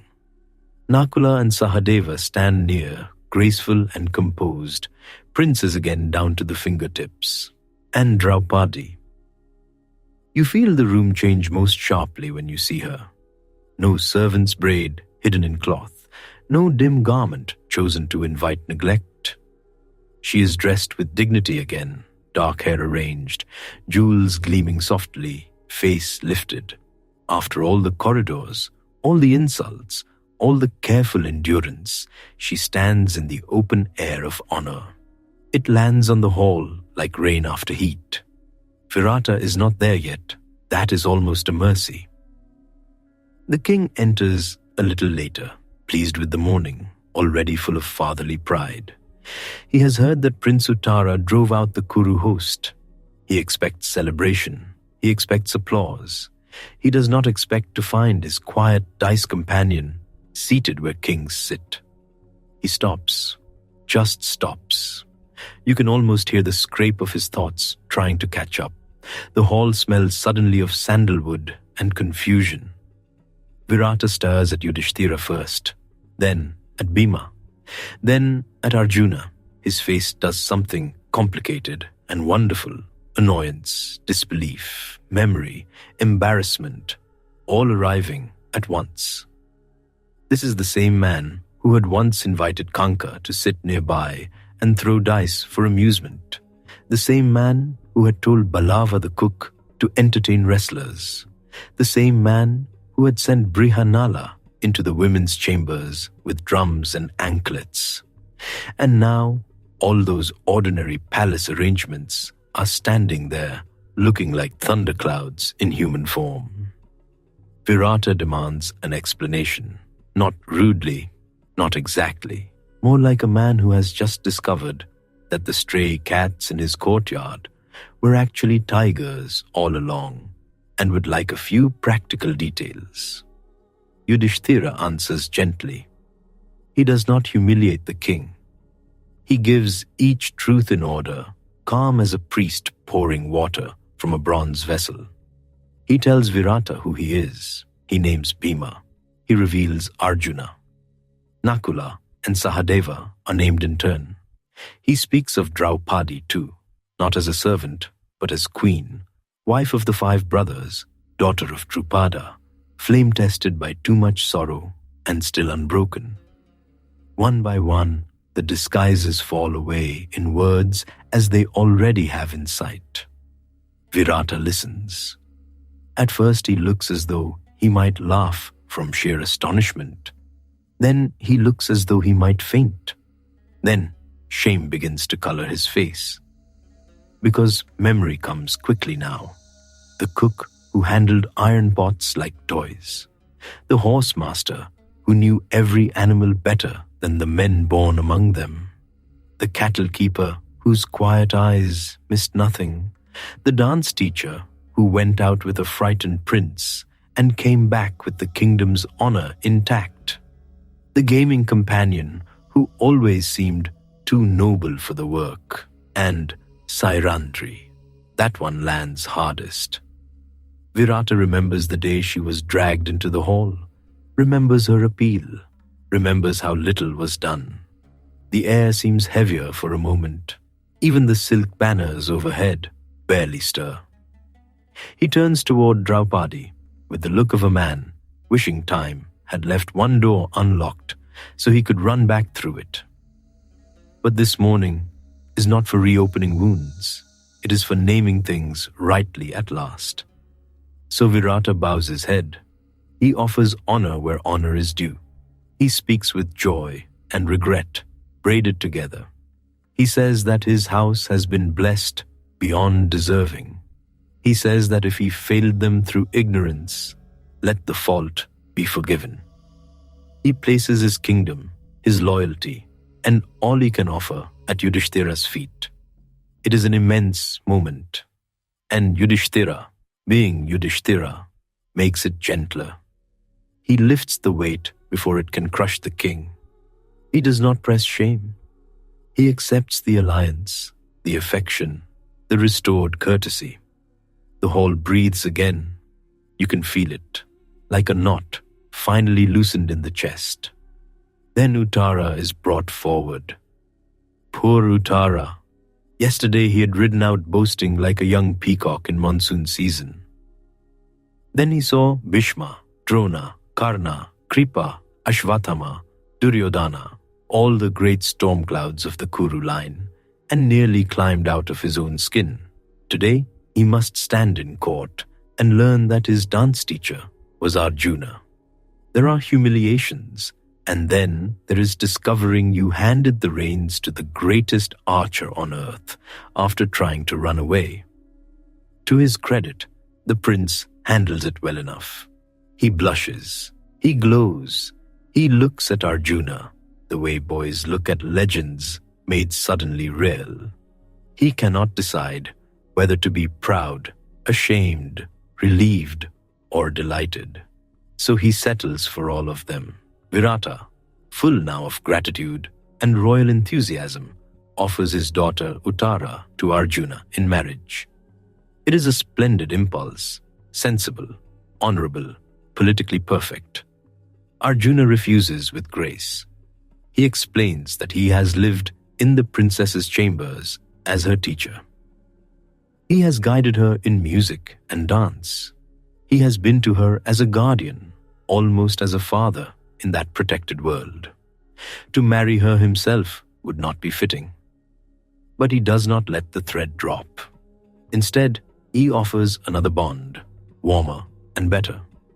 Uttara should wed Abhimanyu, his son, child of Arjuna, and Subhadra, nephew of Krishna, young lion of the Yadavas and Kurus alike. Through that marriage, the houses will join not awkwardly, but beautifully. Virata's face changes again. Relief this time. Pleasure. Pride. This alliance is no small thing. It is garlands, conches, sacred fire, and the weaving together of futures. It is a promise made while the world is still holding its breath before war. In the women's chambers, no doubt, the news runs ahead like scented wind through curtains and bracelets. Princess Uttara, who learned steps and songs from Brihannala, is to become bride to Abhimanyu. You can almost hear the palace exhale. Outside, sun pours into the courtyards. Horses stamp in the stables Nakula once kept. In the cattle pens Sahadeva once watched over, bells clink softly. In the kitchens where Bhima cooked, ghee hisses on hot iron. Somewhere, a veena is being tuned. Somewhere, a conch sounds for worship.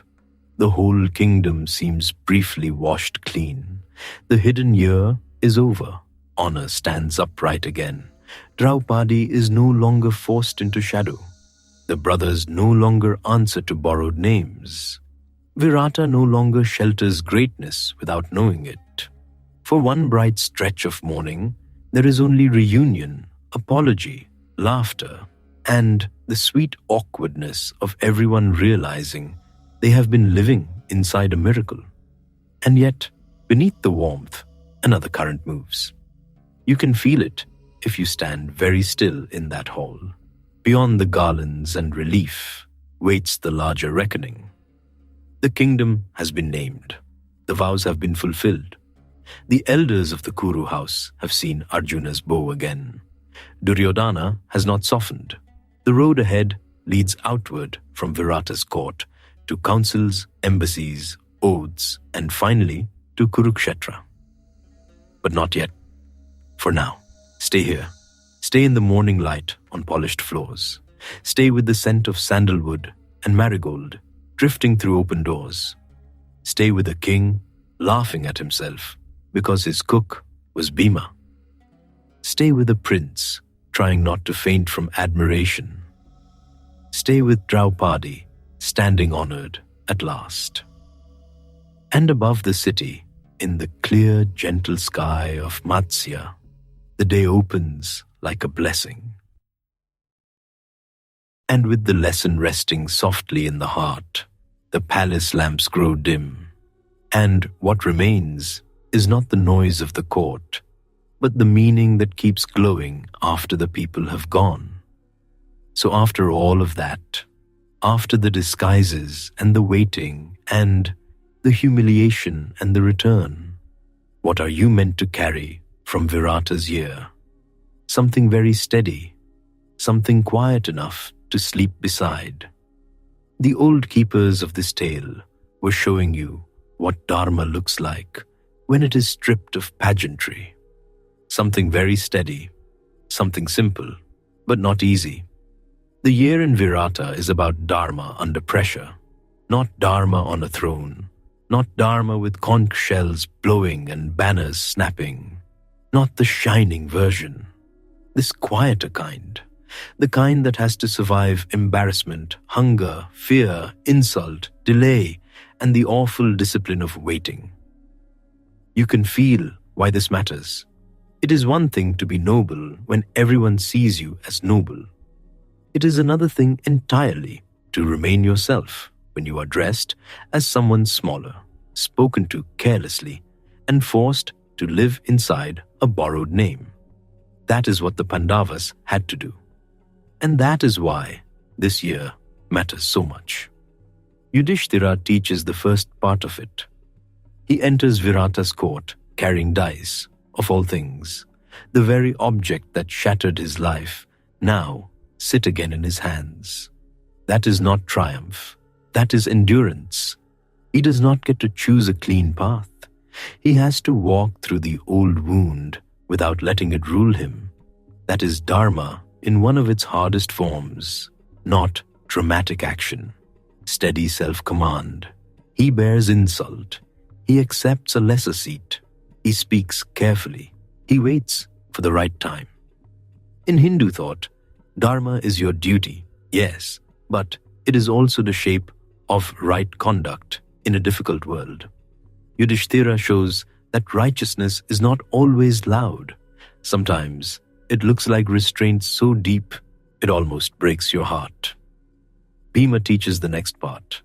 Bhima, who could overturn chariots and tear through armies, spends his days in a kitchen. You can almost smile at it even now. Mountains of dough, huge pots, a warrior with arms like tree trunks seasoning food while trying to behave like this is completely ordinary. But beneath that humor is something powerful. He serves. He waits. He does not burst open the disguise just because he is strong enough to do it. When Kichaka brings shame and danger into the palace, Bhima does not rush forward at the first insult. He waits until the moment is right, until justice can be done without destroying everything they have endured to protect. That is dharma too, strength governed by timing. In these old teachings, power by itself is not holiness. Power guided by wisdom is. Bhima's patience is part of his greatness. His fury is real, but it does not lead him by the nose. He keeps it banked like fire under ash. And Draupadi may be the clearest flame in all of Virata. She does not become less royal because she is forced into service. She does not become less herself because others treat her as vulnerable. She bends, but she does not yield inwardly. That matters a great deal. Her dignity survives in a place that offers her very little protection. She chooses her words carefully. She warns. She resists. She endures being unseen by those who should have defended her. And still, she does not let the world tell her who she is. You could call that courage, and it is. But it is more than courage. It is the refusal to surrender the soul to humiliation.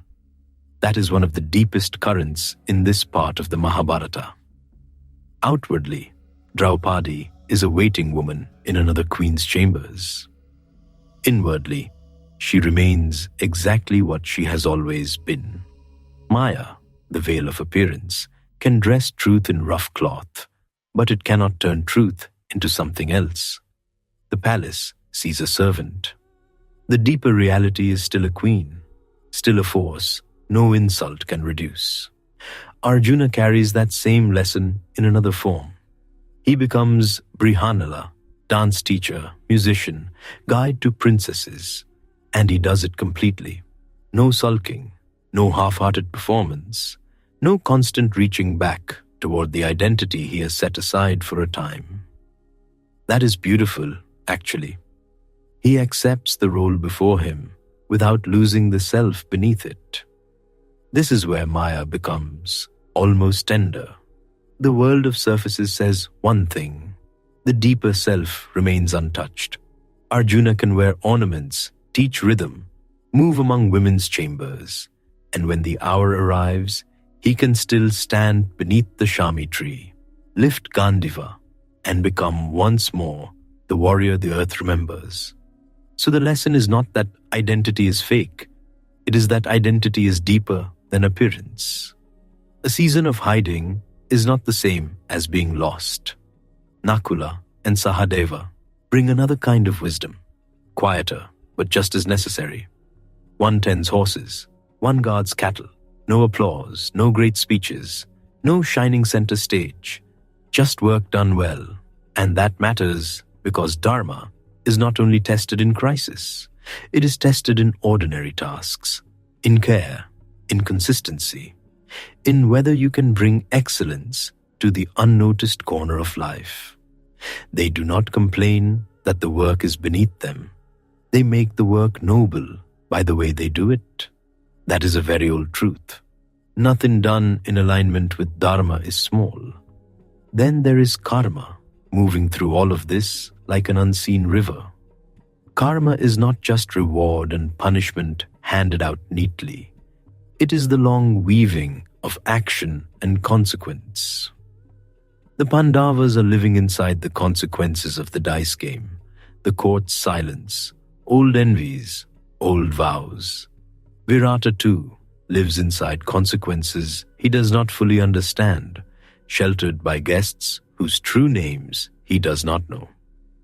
Kichaka rushes forward in arrogance and meets the result of that arrogance. Prince Uttara boasts like a boy and learns fear, then learns humility, then learns courage. Everything ripples. Nothing stands alone. That is what this year shows so gently. Even while the Pandavas seem hidden away from the great current of destiny, destiny has not forgotten them. Karma is still ripening. The hidden year is not empty time. It is full time, sacred time, time in which the fruit is still growing on the branch, though from the road it looks like nothing is happening.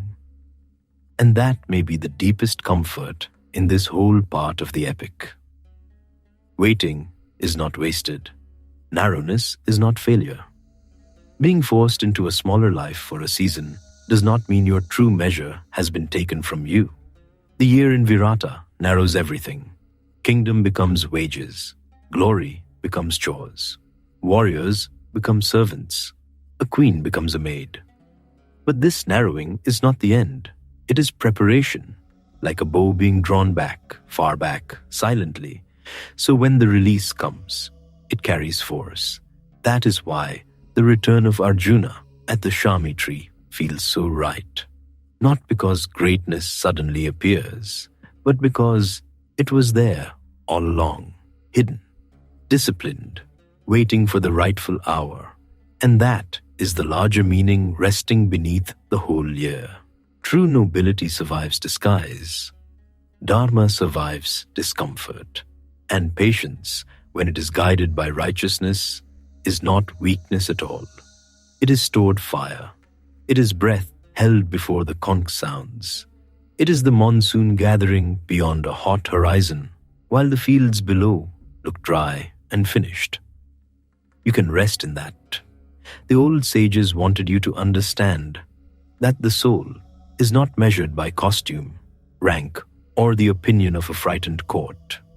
What you are in truth remains. It can be covered, it can be tested, it can be made to wait. But if it is rooted in Dharma, it does not disappear. That is what Virata's year preserves so beautifully. The hidden are not gone. The humiliated are not erased. The patient are not defeated. Their time is simply not yet. And when it comes with the force of everything they carried in silence. So the lamps can dim now. The lesson is complete. The brothers have stepped through disguise and come out whole. Draupadi's honor stands restored. The borrowed names can be folded away. The Shami tree has given back what it kept, and the great wheel, which seemed to pause in kitchens and cattle pens and women's chambers, has begun to turn openly again. What needed to be learned in silence has been learned. What needed to be preserved through hardship has been preserved. And in that knowledge, the heart can unclench. The year of vanishing was never really about disappearance. It was about remaining yourself when the world misnames you, remaining steady when the rightful hour has not yet come, remaining rooted in Dharma even when no one around you understands who you are. That is the peace this part of the epic offers. What is true can be covered for a time, it cannot be erased. And so, the year of vanishing passes into silence, though its footsteps are never truly lost. Virata's city settles. The shouting has gone out of the courtyards. The horses are watered. The lamps in the women's chambers burn lower and lower, each flame bending in its own small pool of ghee. The air smells of warm stone, sandalwood smoke, and the last of the evening rice. You can almost walk the whole kingdom now, by memory. First to the edge of the city, where the road thins and the ground grows lonely. Out there stands the Shami tree again, patient as ever, its branches dark against a star-heavy sky. No one looking at it now would guess what it held.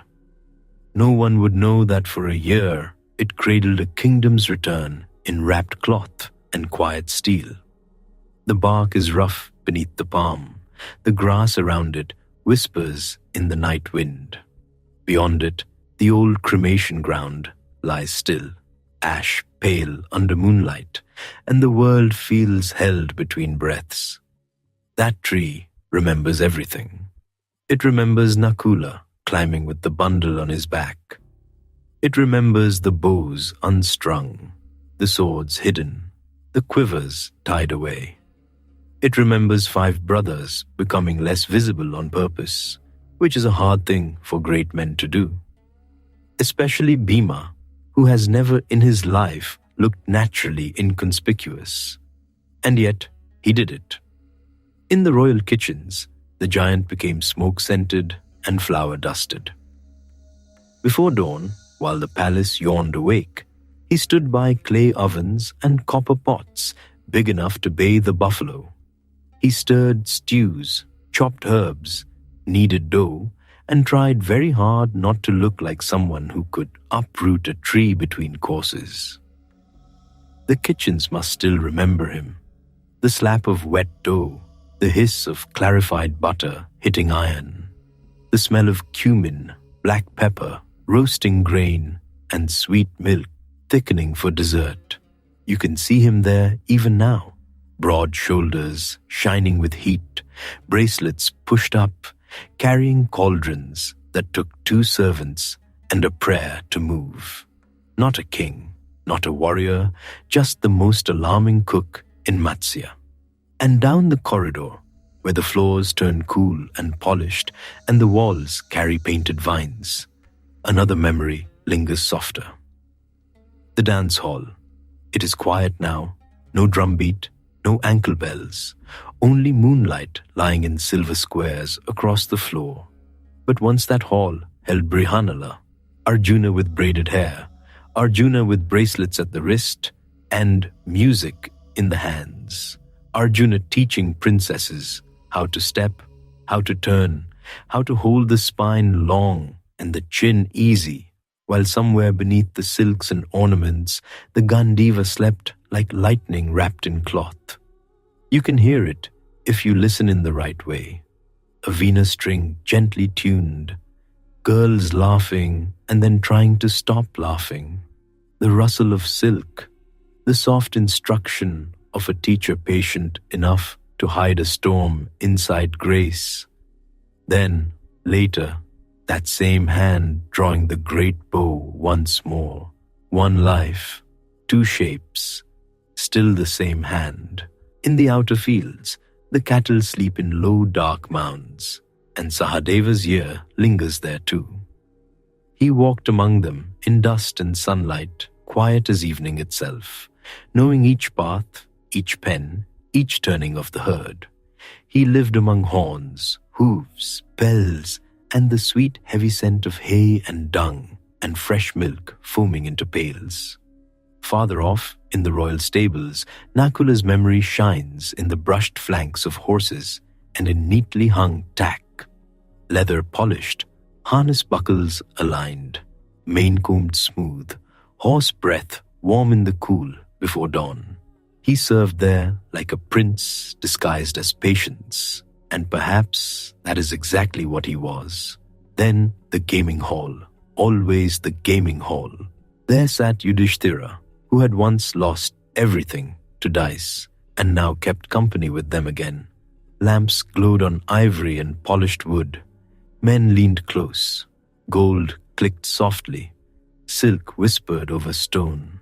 And he sat among it all, calm-faced, controlled, carrying the old wound without showing it to every passing eye. You're there for a moment, standing by one carved pillar, feeling the cool floor beneath bare feet. You hear the rattle of dice, not sharp now, gentle, almost like rain on a distant roof.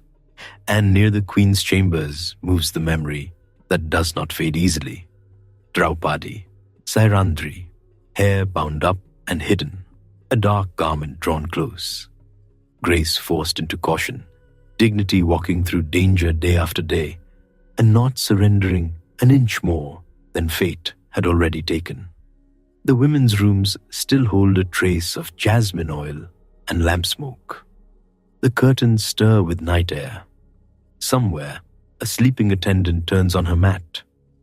And in that softness, you can feel the steadiness of the woman who endured all of it and remained unmistakably herself. Not loud, not broken, bright even in shadow. You feel that most clearly now. How strange that a whole kingdom lived beside them and only partly knew. The king who welcomed a gambler and found a sovereign.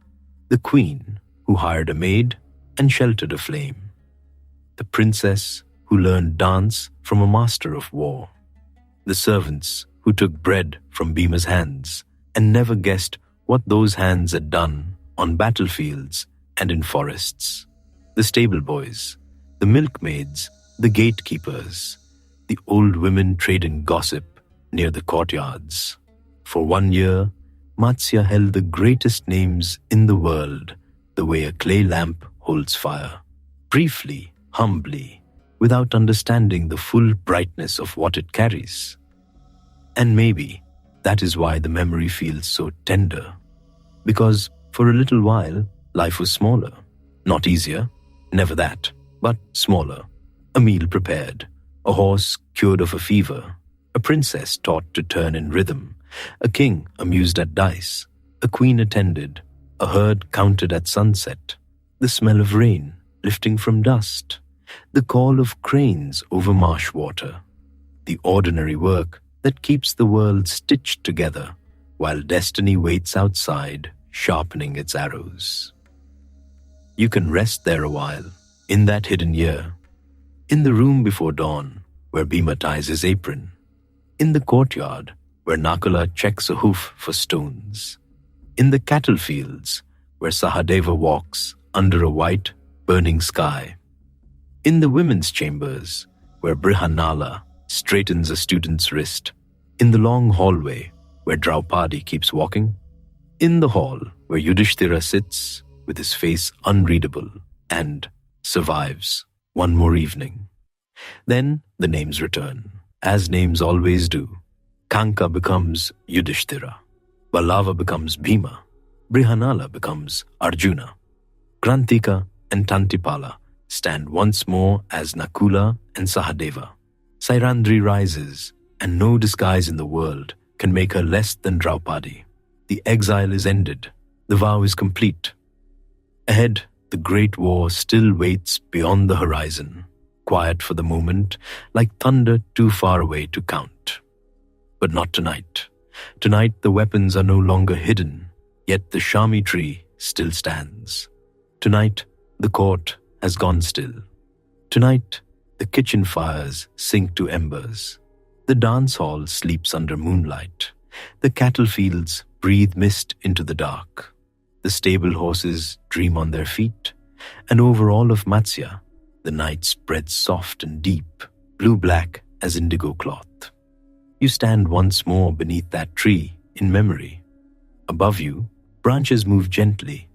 Somewhere far off, a temple bell sounds and fades. The earth is cool. The wind carries dust, wild grass, and the faint sweetness of flowering night jasmine. The men who hid here remain themselves. The woman who endured here remains herself. Their names changed, Their work changed, their clothes, their voices, their place in the world for a little while. But beneath all that, something steady kept burning. Not loudly, not for display, just enough to last the year, just enough to outweigh humiliation, fear, appetite, and time. And somewhere in the forests and fields of old India, they say the Shami leaves still tremble when night grows very still, as if remembering the weight once trusted to their branches. A bow sleeping above the earth, a kingdom waiting below it, a year folded away like cloth, and the quiet, enduring heart of those who vanished without ever being lost.